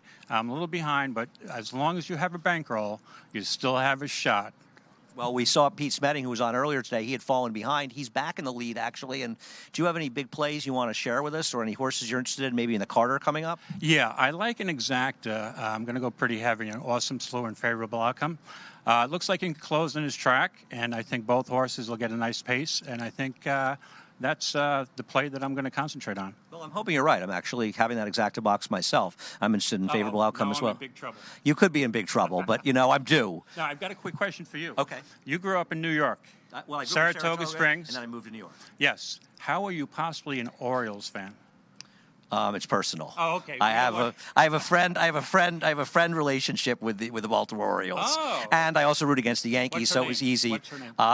It was very easy to get involved in that. So I root for the Mets and I root for the Orioles. Right. Because I don't want to root for the Yankees because I like the Mets. I'm a Yankees fan. So that's more about it. Okay. All right, so we found out more information than we wanted to know from Dave Harrison. Dave, best of luck and thanks for joining us. Okay, I have a prediction. I'm going to make a valiant comeback, like the old horse Forgo, rallying from the back of the pack today. And I'm going to do a Harvey Pack. May the horse be with you. All right, a little Harvey Pack there. Greg, you've heard of Harvey Pack, haven't you? I hope so. Absolutely, Andy. Come on, I play the races, my friend. You know Andy would love to be in on that contest. We take a look here at this Kentucky Derby leaderboard, and there's Todd Pletcher horses all over the place, including the top two, Audible and Noble Indy, standing by with a 7-time Eclipse Award-winning trainer. Let's go to Maggie. And we'll see if Todd can win his third Kentucky Derby back-to-back here in years. And you certainly have a nice lineup heading into the first Saturday in May, Todd. First, let's talk about the ones who have just won, including Audible, your Florida Derby winner, as well as Noble Indy, the Louisiana Derby winner. Both of them are doing really well. Worked Noble Indy yesterday. He's doing great, and, we're excited. Magnum Moon next week will be heading to the Arkansas Derby. He comes out of a big win in the Rebel. How is he doing? He kind of burst onto the scene a little bit later than the others. He didn't have his debut until January 13th, but he's just done everything with ease. He worked this morning before I left Florida. Looked awesome, and we're excited about the Arkansas Derby. And Vino Rosso here today in the Wood Memorial, trying to get back on track after somewhat disappointing efforts down at Tampa. It was disappointing because he's trained so well. He's trained with Magnum Moon. He's trained with Audible. He's trained with Noble Indy. And, he's shown us that he's competitive with those horses in the mornings. Now we just need him to put it together in the afternoon. Now, as far as older horses go, Army Mule, he hasn't run that often, but he seems to be super fast and super talented here in the Carter. Very talented. That's my biggest concern is he's given up a lot of seasoning and experience to some really nice horses. But I think from a talent perspective, he definitely fits. And Paula Duca was talking earlier. Frisian Fiery doesn't stand for much, but owners paid a lot for this horse. What was the initial instinct in purchasing this horse? Well, he's a beautiful horse, great conformation, and he breathes really well at Timonium. And I think, in those 2-year-old training cells, sometimes you overlook pedigree when you see an athletic individual that performs well. Well, Todd, best of luck with your army of 3-year-old stars. Thank you. Guys? Well, of course, Army Mule coming up in the Grade 1 Carter, taking on Grade 1 competition for the first time, but absolutely loaded with his 3-year-olds as well.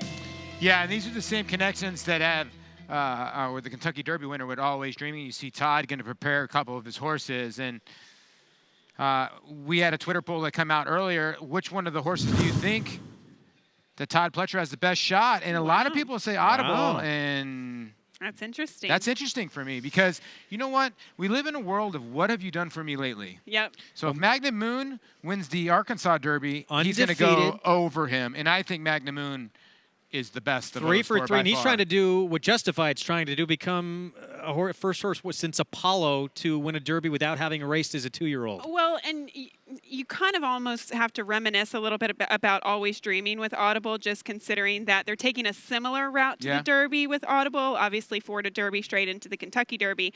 He's got a lineup of very talented horses, but I agree with you. I think Magnum Moon might be at the top of the list for me. And let's be honest, listen, 2 weeks short of the Apollo thing. The horse debuted on January 13th. Still, it would fit. Get it, but it's not even close for me. Magnum Moon is the best horse right now going in the Derby. That poll might be completely off. We'll see what Vino Rosso does later today in the Wood Memorial. That's true. Coming up, though, can Army Mule get it done? He has dominated his competition so far. Now comes the Grade 1 test in the Carter. Eclipse champion Blaine notched over $4.3 million in earnings, including this historic victory over Zenyatta. Now he's making a name for himself as an internationally successful stallion. Recent top runners include multiple graded stakes winner Folt and French Classic winner Senga. In the ring, his yearlings have sold up to $350,000. Among the top sires of his crop by lifetime graded stakes horses, his 2018 stud fee offers outstanding value. Blaine, standing at Claiborne Farm.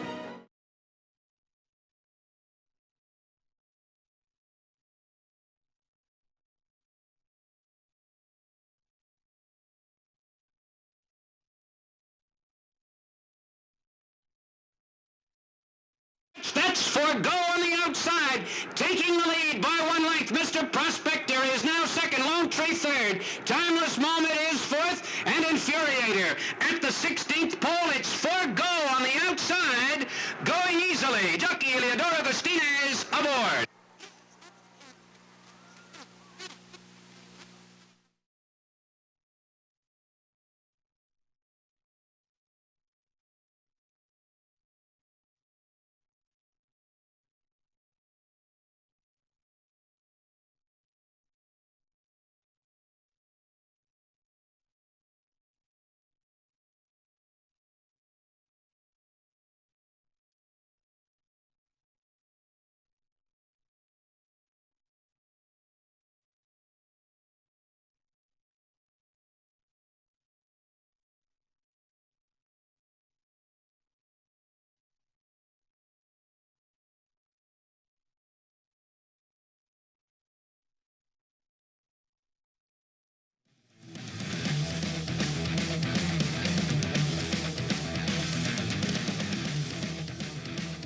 That's Forgo on the outside, taking the lead by 1 length. Mr. Prospector is now second. Lone Tree third. Timeless Moment is fourth. And Infuriator. At the 16th pole, it's Forgo on the outside, going easily. Jockey Eleodoro Agustinez aboard. That was Forgo winning the 1974 Carter, a handicap carrying 129 pounds with the great Bill Shoemaker aboard. And yeah, beat Mr. Prospector in that race. That year, he won at 1.25 miles, 7 furlongs, the 2-mile Jockey Club Gold Cup. He did it all on his way to 3 Eclipse Awards that year. He did that in a canter. He just beat Mr. P in a canter. Here is correct. Not giving out a lot of energy. Yeah, right? He was like, this race is over. But the resume, I mean, is that for real? 50 That's for crazy. 57 in the try. And the career earnings is even more impressive considering the purses back then. Mm-hmm. Incredible career. The mighty Forgo won the Carter back in 1974. So we take a look live at the paddock area for this year's edition of the Grade 1 Carter. And you can bet all the great racing content at the click of a button with the new Naira Bets app. The app available in the Apple Store and for Android by visiting nairabets.com. Access to depositing, betting, watching live video, and replays all through the new Naira Bets app. 12 minutes to post here in the Grade 1 Carter. And Army Mule, perfect 2 for 2. Those 2 wins combined 17 or 16 lengths, I should say, that he has won by. He is 6-5 right now. Surprised are you guys he's taking all this attention? A little surprised, and in a couple of reasons. I know Castellano's out of town. He's riding both the Oro and the Santa Anita Derby, but Johnny V had ridden this horse first time out. That's Todd Pletcher's main man. He lands on Awesome Slew. Now, I get he might have been committed before, but Joe Bravo on Army Mule? You're not getting an awful rider. I'm just saying he doesn't ride for Todd a lot. The thing about him is that at least Army Mule has recency, and he's kind of the talk of the town type of horse. He'll be making his 5-year-old debut, Awesome Slew. There he is off the bench. His last start, a 3rd in the Breeders' Cup Dirt Mile for trainer Mccarthy. With more, we're going to head downstairs and get a paddock report brought to you by Hillendale Farms. Let's go to Maggie.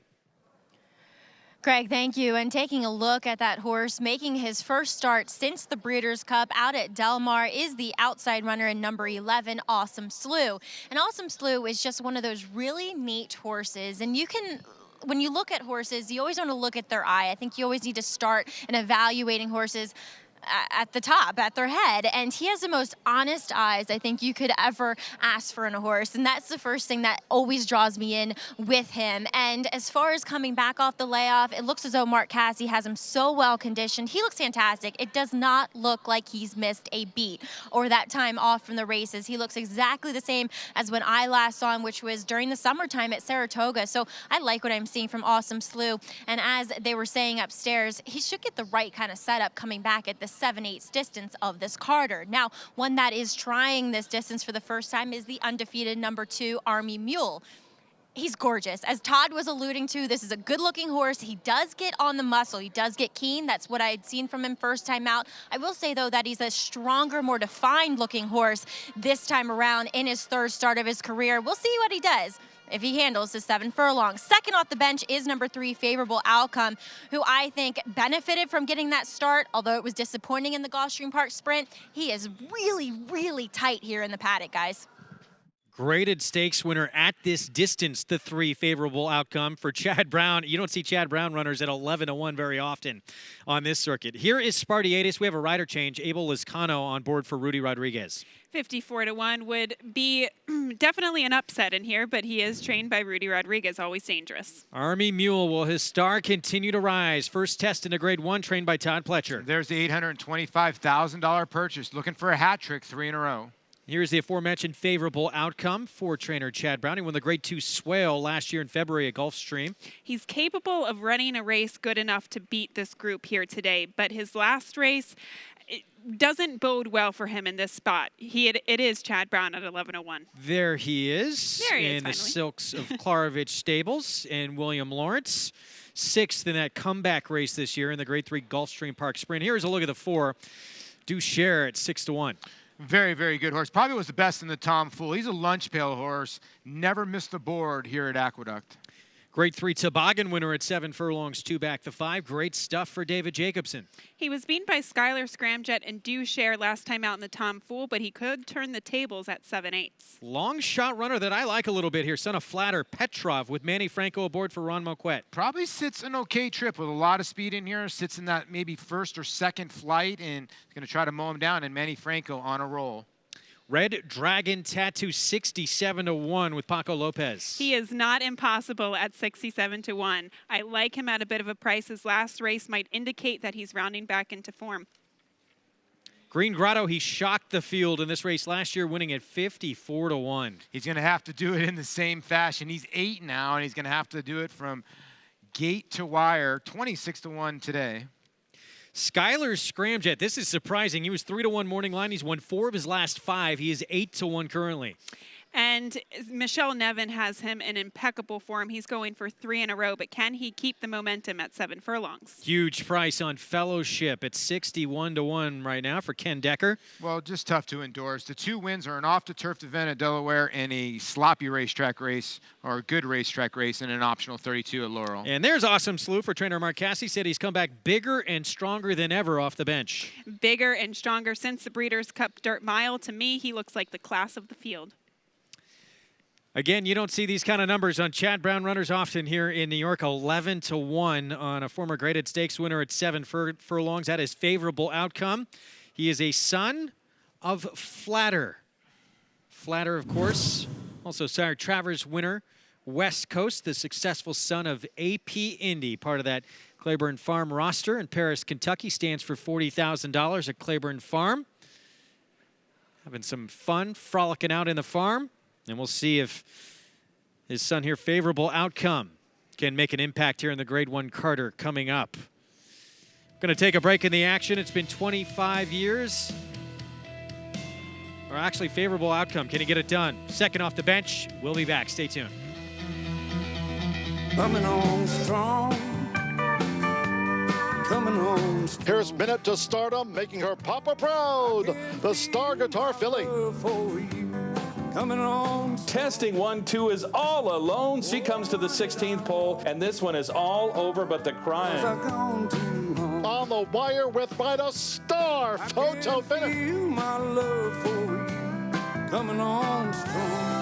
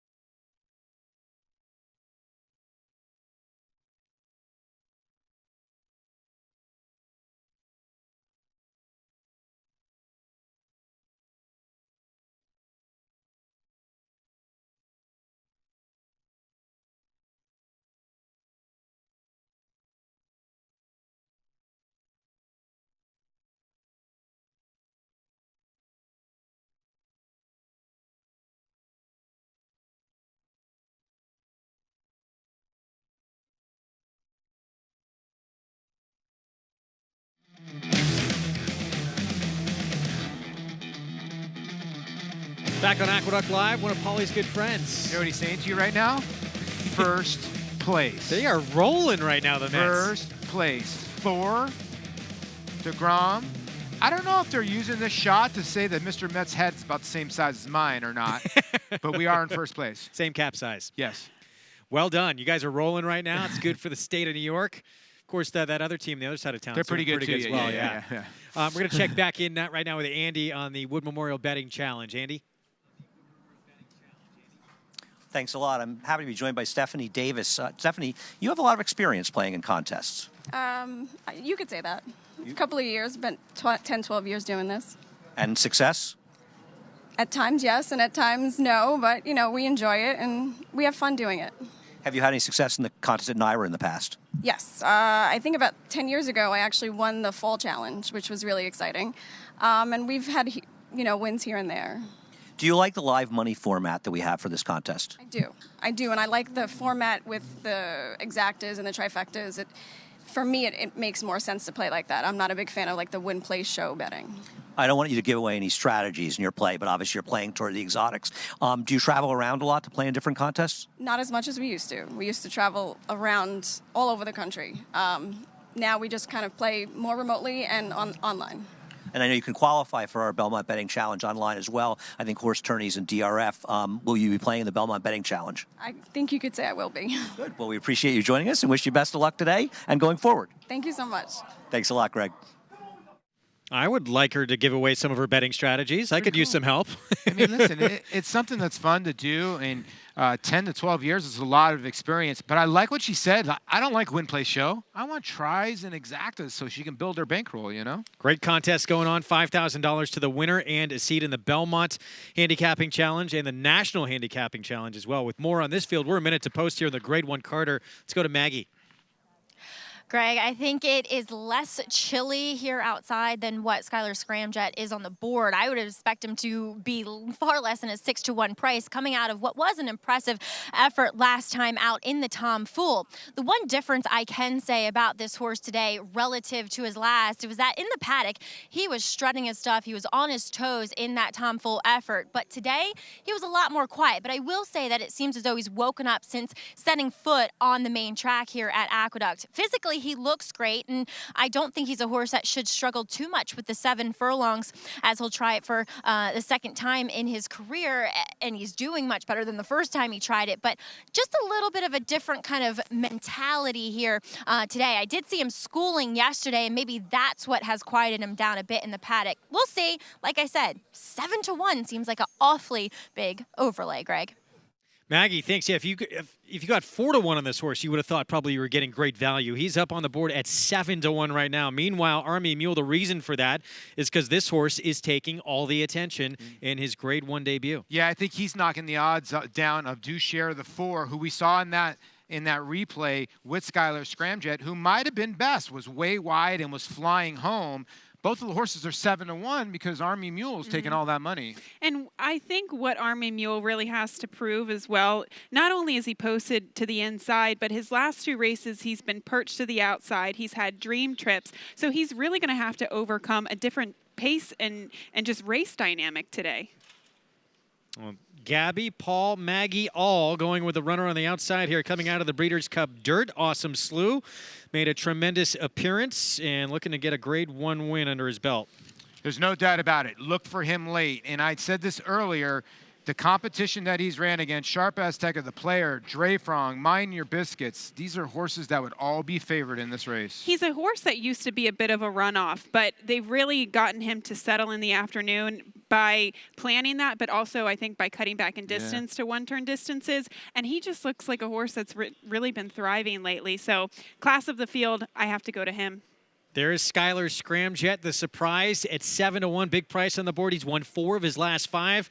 But can the 2 Army Mule step up and show he is Grade 1 worthy here in the Carter? Undefeated. Won his first 2 starts by a combined 16 lengths. Let's send it upstairs for the call of the Grade 1 Carter. Presented by Claiborne Farm. Here's Larry Colmus. And 1 left to load. That's the current 9-5 favorite, Awesome Slew, who takes up his spot in line. They're all in line and ready for the start. Awesome Slew's now backed out. Comes forward again And now he's in. Ready for the start here. Skylar Scramjet restless. They're off in the Carter.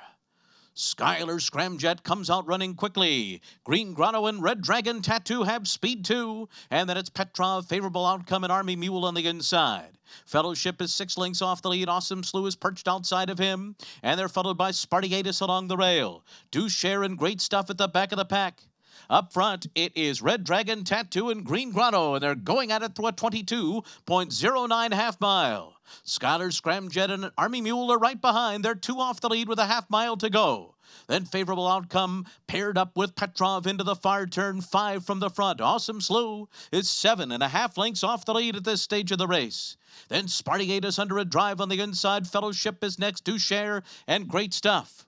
The half was 44.93 seconds. Red Dragon Tattoo, Green Grotto 1-2. Skylar Scramjet comes up after them. Army Mule gets to an opening on the inside.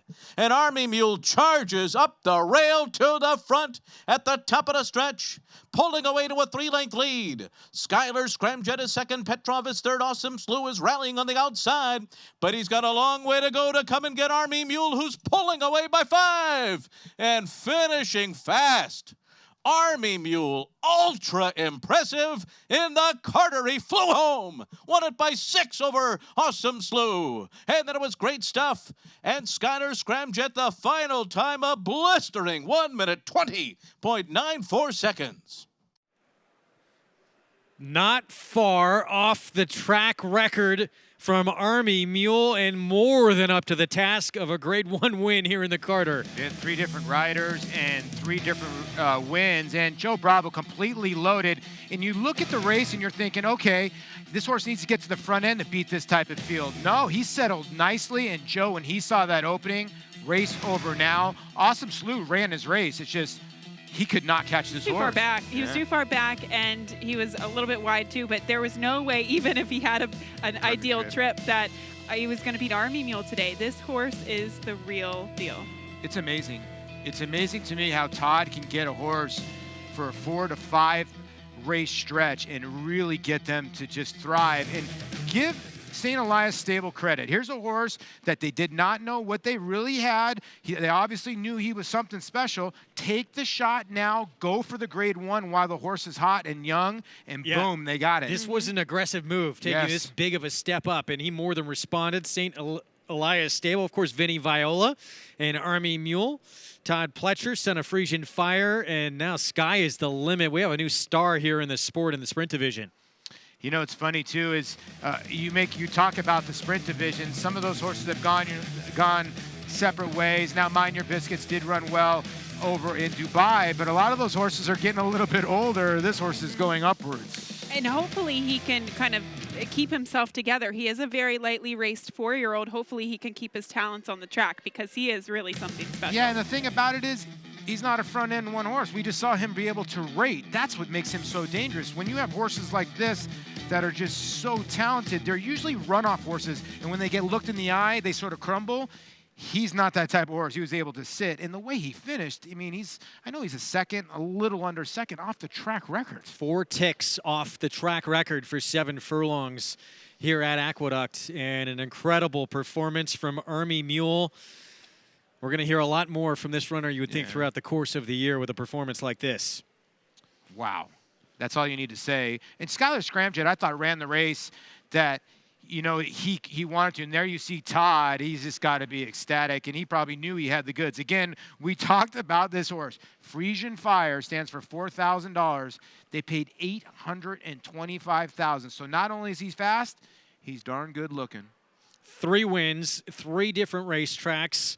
All of them devastating in the end in terms of margin of victory, including against this Group 1 field. This is a good field he beat today. You know what's funny, Greg, is that I think it was back in December, I was reading an article about Todd Pletcher, and he said that he was going through a bit of a rebuilding phase. And now look at the position that he's in. He's got a bevy of horses potentially making their way into the starting gate of the Kentucky Derby, and he's got this one that just won the Grade 1 Carter.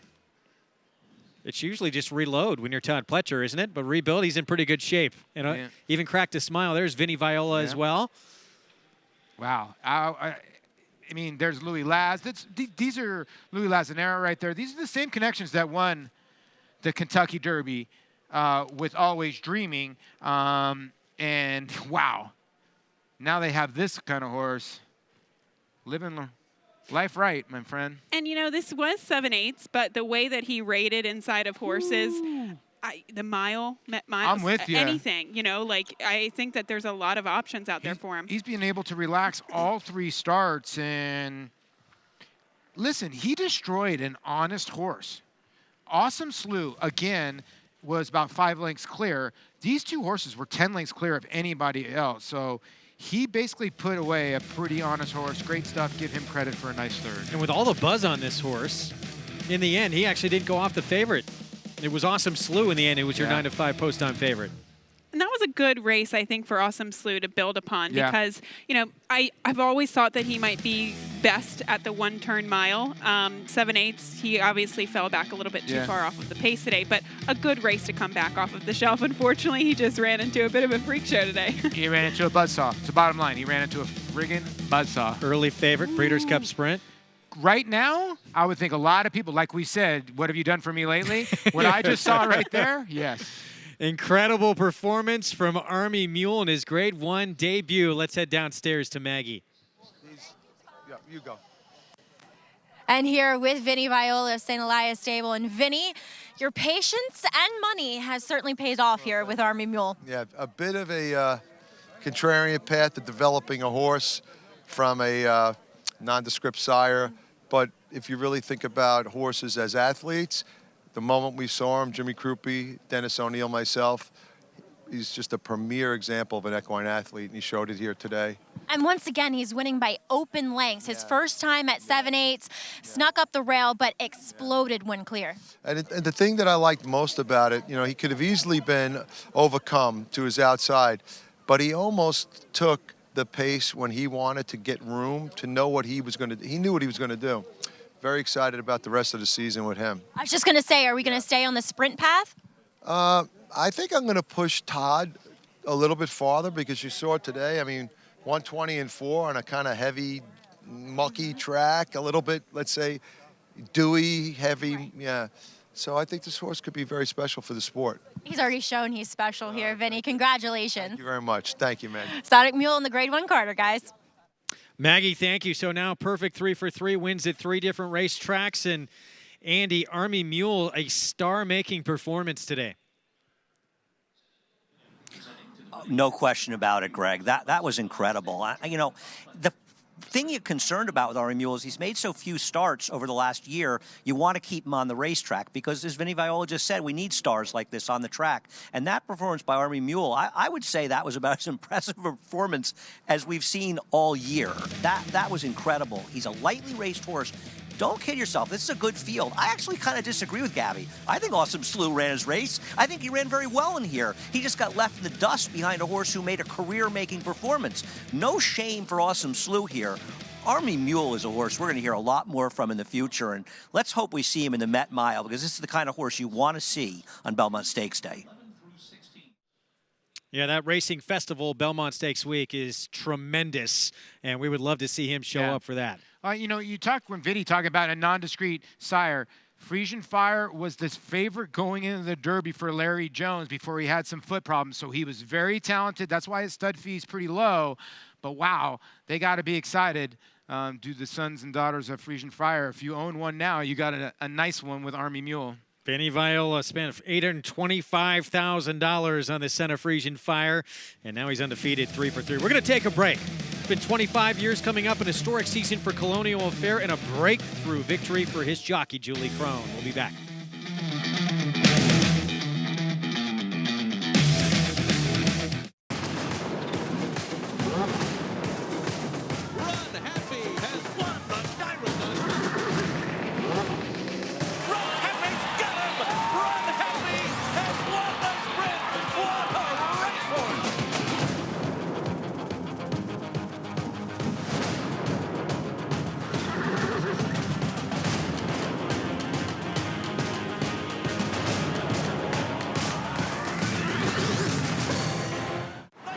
stretches back to the outside.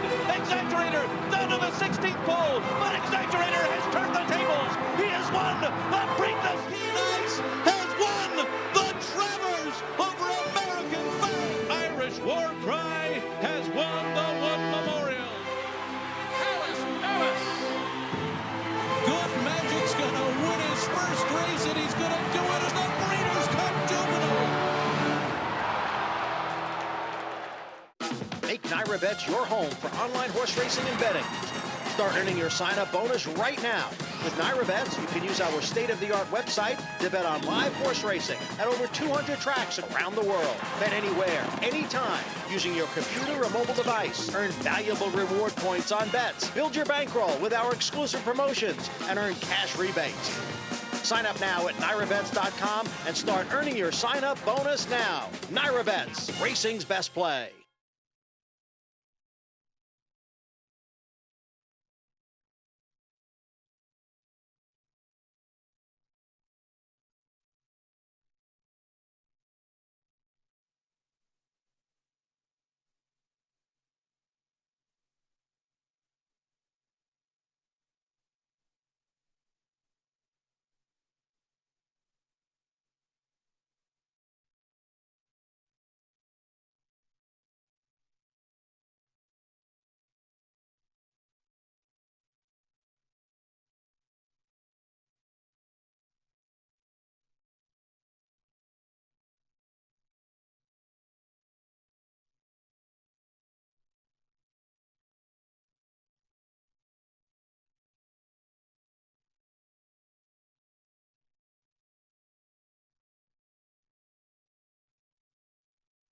Records throughout her career and remains the winningest female jockey of all time.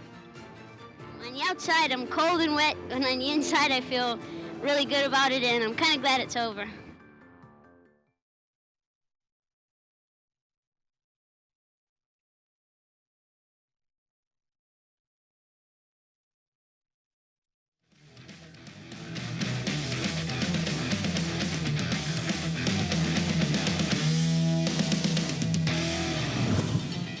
Live is nearly 25 years ago to the day that Julie Crone hopped aboard Colonial Affair, and here at Aqueduct, romped to win an entry-level allowance by 8 1/4, and of course would go on later that year in the third and final leg of the Triple Crown at Belmont Park to make history, winning at 13-1. Julie Crone becoming the first ever female jockey to win a race in the Triple Crown Series.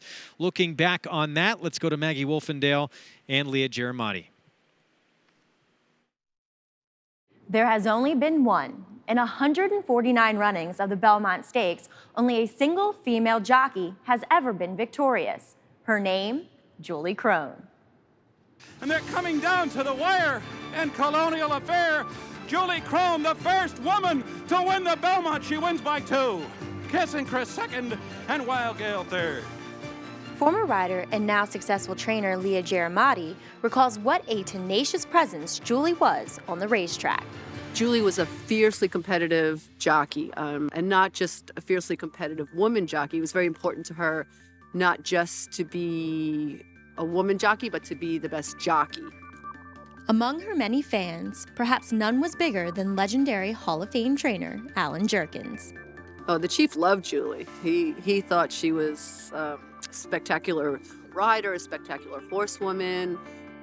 Part of the reason I think he loved her was her drive, but also because she, like him, thought outside of the box, always trying to come up with different ways to get horses to do things. And she just has this incredible instinct and bond with the horse, and that's why she was so successful, I believe.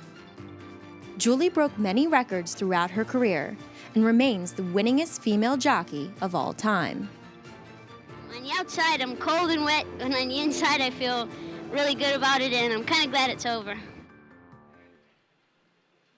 History-making performance. Julie Crone, she didn't want it to be about her being a female jockey. She was asked about the win and what it meant. She said, why make it a gender-based question? That's not the story. She was so competitive, such a tremendous rider. That horse, by the way, would go on to win the Excelsior at Aqueduct. She was such a great competitor, like Leah is saying, and The one thing I remember from Julie Crone is the candy ride ride that she gave that horse when beat Medaglioro in the Pacific Classic. She must have looked back about 5 times and basically told Jerry Bailey, "You got no shot." I loved it. She showed the boys how it was done. One of the great wins in the history of the Belmont Stakes. Of course, that entire racing festival, always special. With more on that, let's go to Maggie Wolfendale.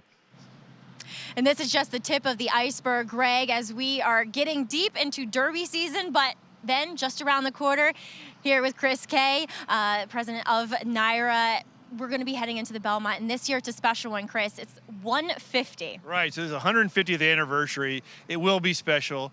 We're going to have a fantastic salute to the military.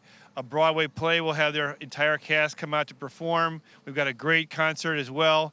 And we're going to have great racing. You know, we started this a couple of years ago, and every year the card is getting stronger and stronger, not only on Belmont Stakes Day, but also on the Friday and Thursday before. Last year we had 30% more wagered on Thursday and Friday in 2017 compared to 2016. We're hoping for the same kind of increase in 2018. And speaking of money, a lucky fan and a lucky attendee of the Belmont could be in the sweepstakes to win $150,000. Isn't that a great idea? Yeah. So $150,000. So here's how you can participate in the sweepstakes. A, if you are a NYRA Bets customer and you wager, you're going to get 5 entries. If you buy a ticket to the Belmont Stakes Racing Festival, you get 1 entry. Also, if you go to BelmontStakes.com, you can find other ways to enter. And then we'll take one of those entrants, and that person will be flown to New York, will be put in a great hotel, go to all of our VIP events, and then they'll make a choice.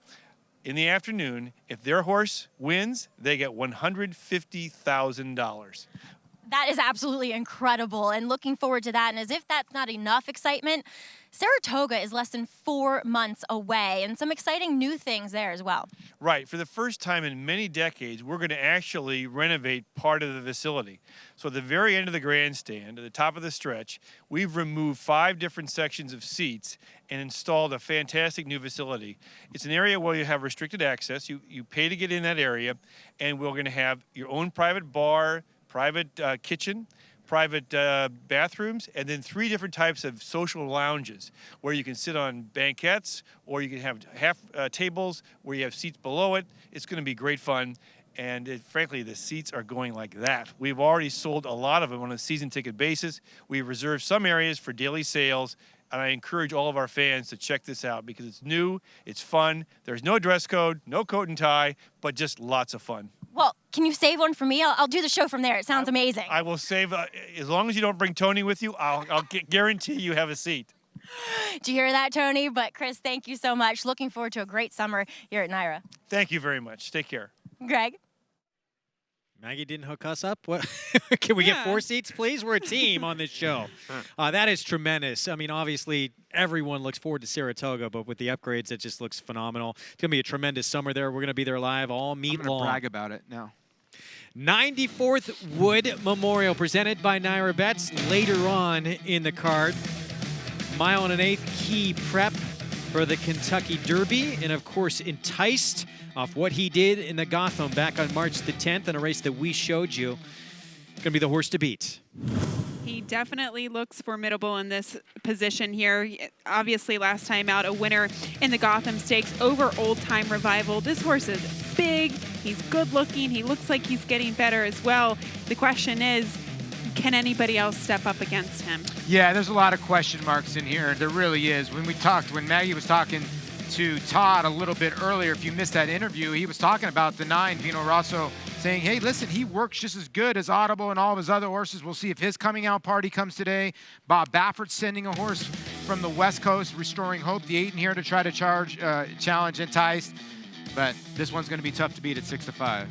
Well, the Wood Memorial, it is this week's bankroll builder on NYRA Bets. Bet $50 to win on one horse in the Wood, and you get $25 in your account on Kentucky Derby week. But you must place your bet through NYRA Bets. Go to NYRABets.com. Get your win bet in on the Wood Memorial before post time.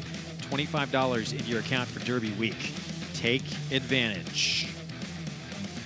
Going to check in again with Andy Serling.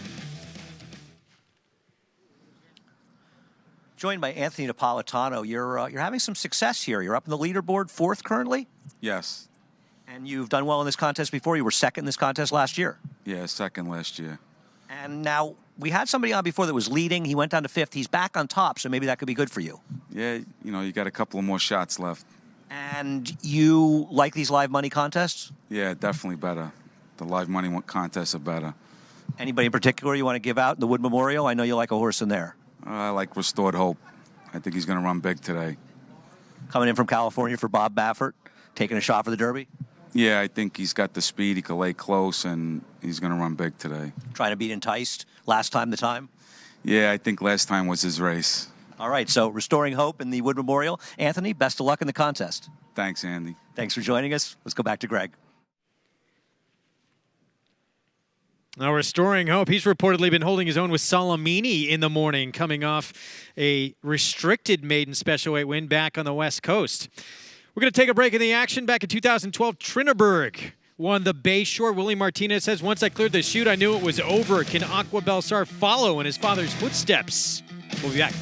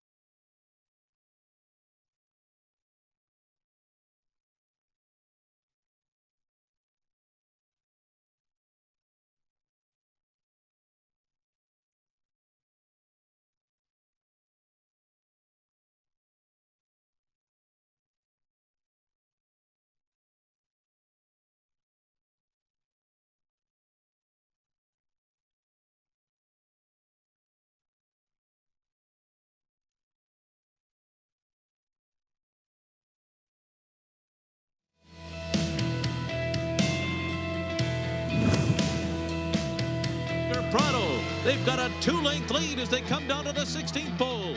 It's Run Happy in front. Limited Liberal, Holy Boss can get him. Run Happy has won the Naira.com.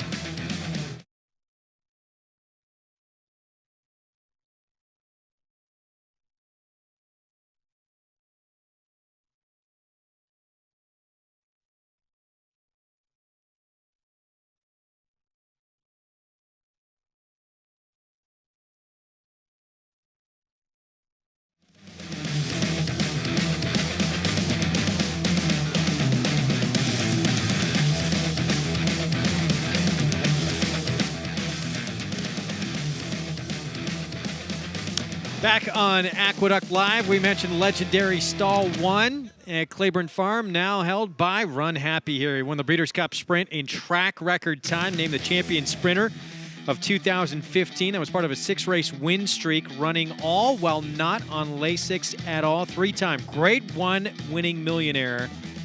His first foal delivered back on January the 14th. Filly by the stakes-winning Pulpit Mare Consecrates.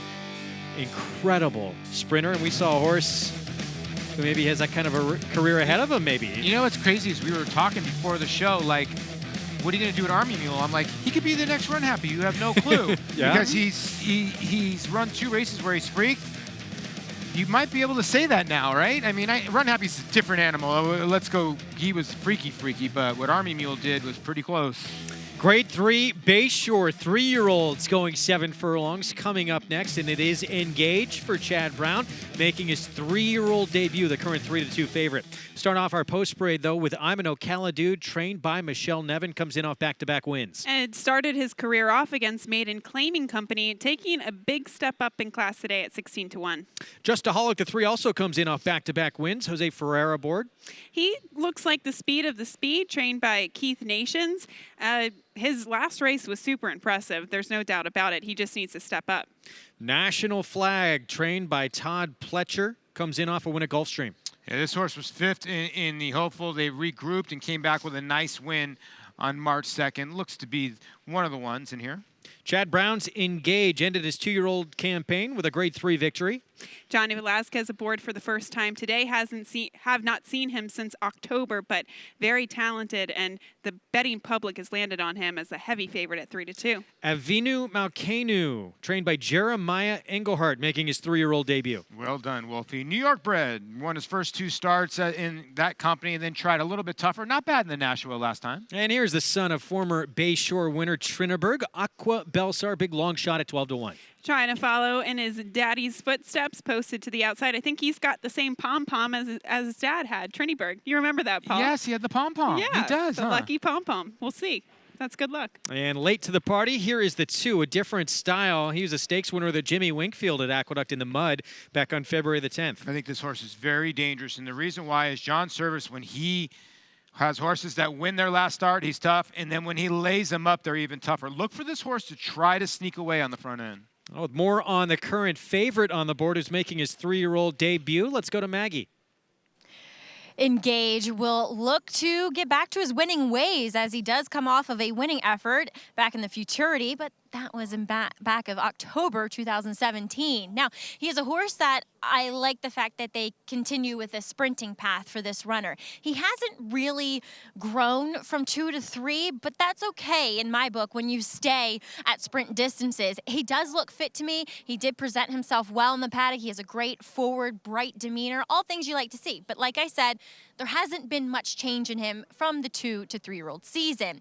Now, number 6 is Avinu Malkenu for Jeremiah Engelhardt, and I caught up with Jeremiah, and he was a little bit on the fence as to if he had this horse completely cranked up. He said this was always in the pipeline for him, but thought that maybe another work would be beneficial, but he really liked what he saw in his last effort. And 2, he said to me when he was tacking him up, he just felt as though he's really progressed physically. He's kind of become more streamlined, more athletic, and mentally as well. He just handles himself in a completely different way than what he did last year. And he still thinks maybe someday Avinu Malkenu could stretch out and go a route of ground. But number 4 is National Flag. And I like National Flag. I remember my notes from last year that he had a great walk, that he had that athletic, fluid kind of stride to him. And he still possesses that. He's another one that, yes, he hasn't really grown that much. But like I said, when you're sprinting, it's okay. And he does come back here with a race under his belt in the face of the other 2. Should aid him. Liked what I saw from him. He's getting a nice warm-up beneath Flavian Pratt. Maggie, thanks. The 4 National Flag, the 5 Engage, a rematch from their 2-year-old campaign at Saratoga. The grade 3 Bayshore at 7 furlongs. Up next when Aqueduct Live continues. Grade 1 winner Lee traveled the world competing against the best of his generation. A graded stakes winner on both dirt and turf, he set a new track record in the Grade 1 Don Handicap and retired with earnings of more than $2.3 million. With his much-anticipated first foals hitting the ground this year, the sky is the limit for this promising young stallion, Lee, at Claiborne Farm. Make NyraBet your home for online horse racing and betting. Start earning your sign-up bonus right now With Naira Bets, you can use our state-of-the-art website to bet on live horse racing at over 200 tracks around the world. Bet anywhere, anytime, using your computer or mobile device. Earn valuable reward points on bets. Build your bankroll with our exclusive promotions and earn cash rebates. Sign up now at NairaBets.com and start earning your sign-up bonus now. Naira Bets, racing's best play.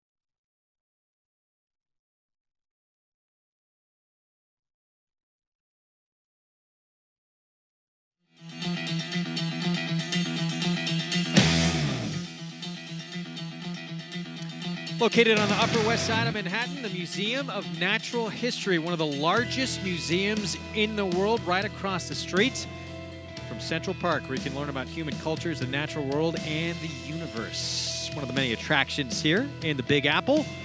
Another attraction, of course, South Ozone Park, the Big A. We have another graded stakes race coming up, Grade 3 Bayshore, as we approach the 2-minute mark to post. And for his thoughts on this field coming up, let's go to Andy Serling.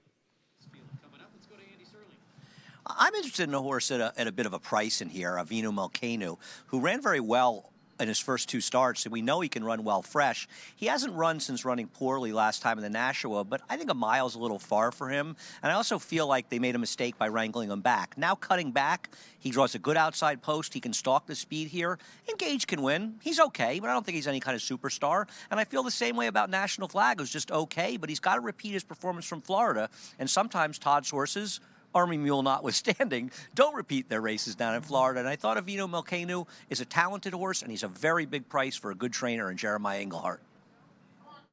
All right, Andy, thanks. Yeah, coming out of the Grade 2 Nasha, shortening up in distance for his 3-year-old debut. Do you guys agree? Interesting?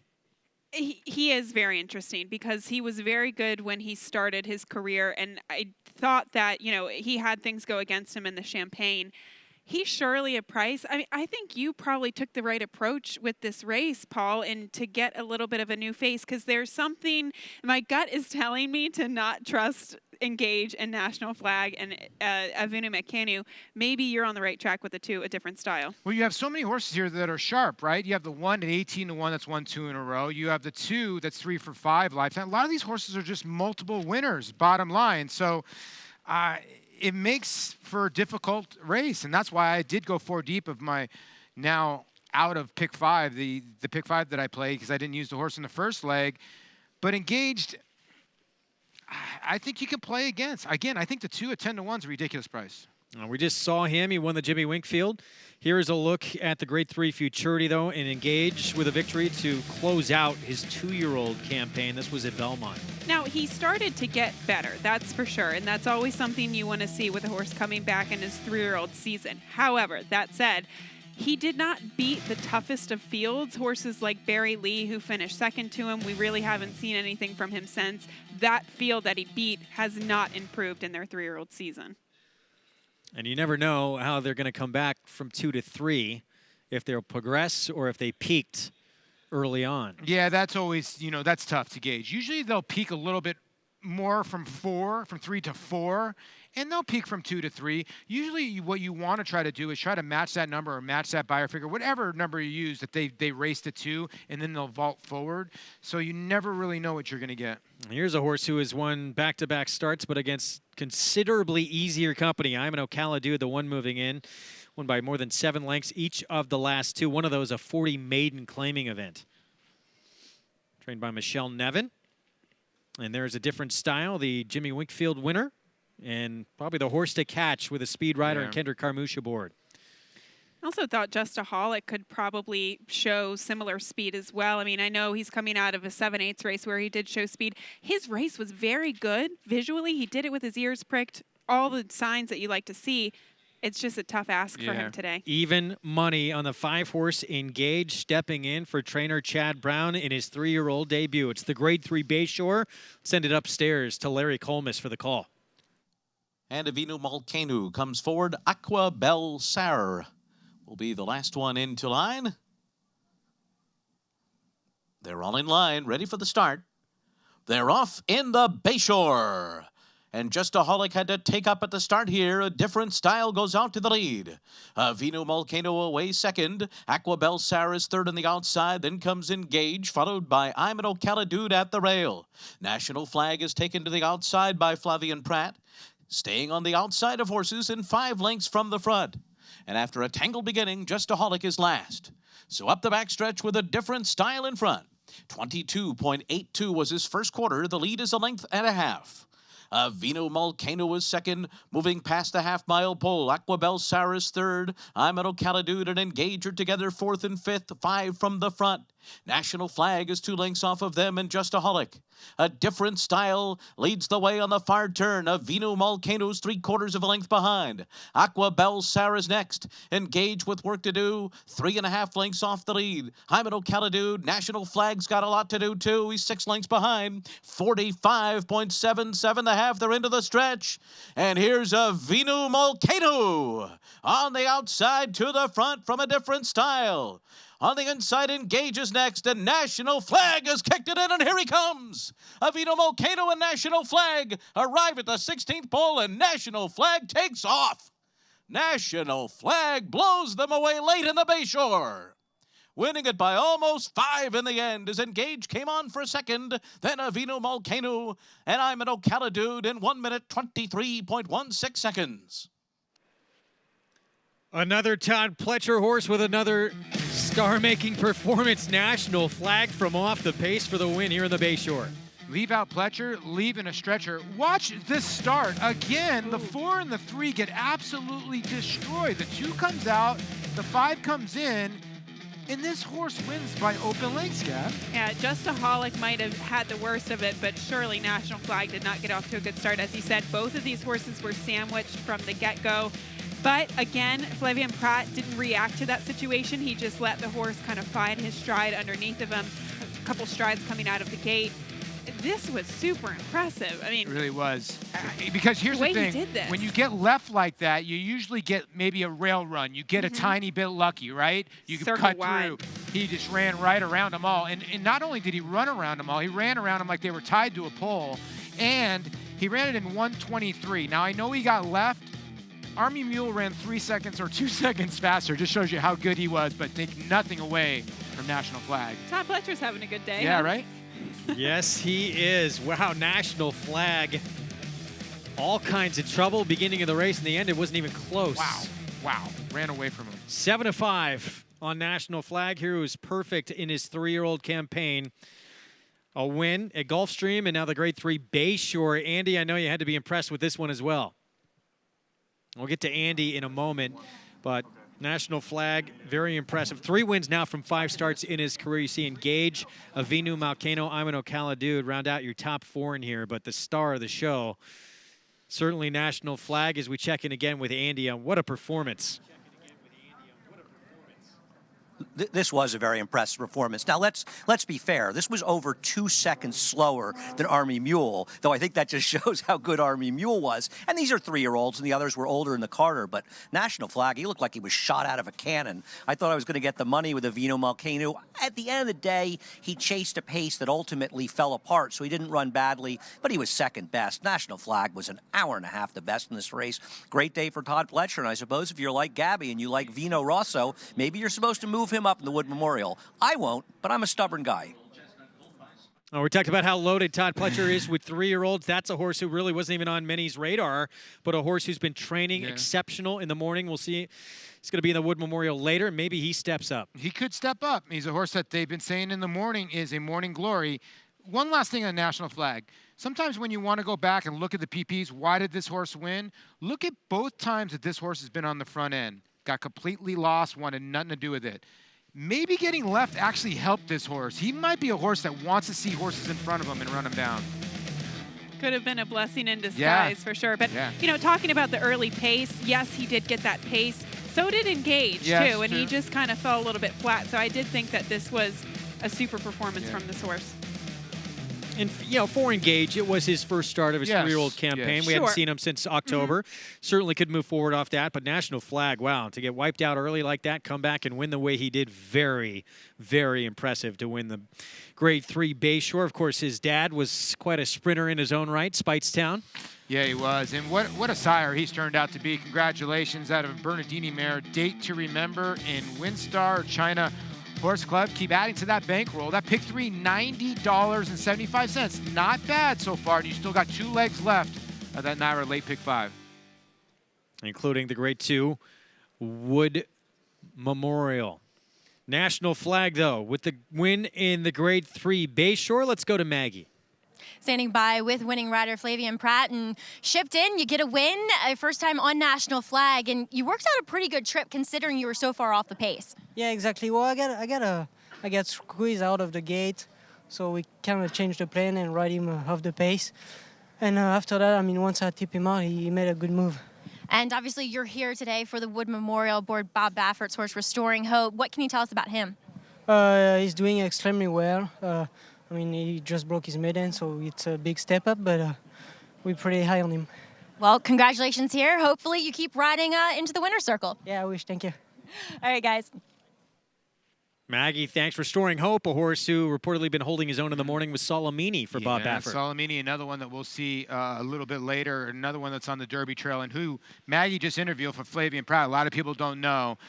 Up and coming, one of the more talented. I put him in the top 5 jockeys right now in North America. That's how talented he is. He's got that kind of European finesse, but he also has a lot of strength and stamina. So I agree with you, Paul. Up and coming, and best of luck with him on Restoring Hope coming up next. Now, speaking of Restoring Hope, and let's take a look at the Grade 2 Wood Memorial Field.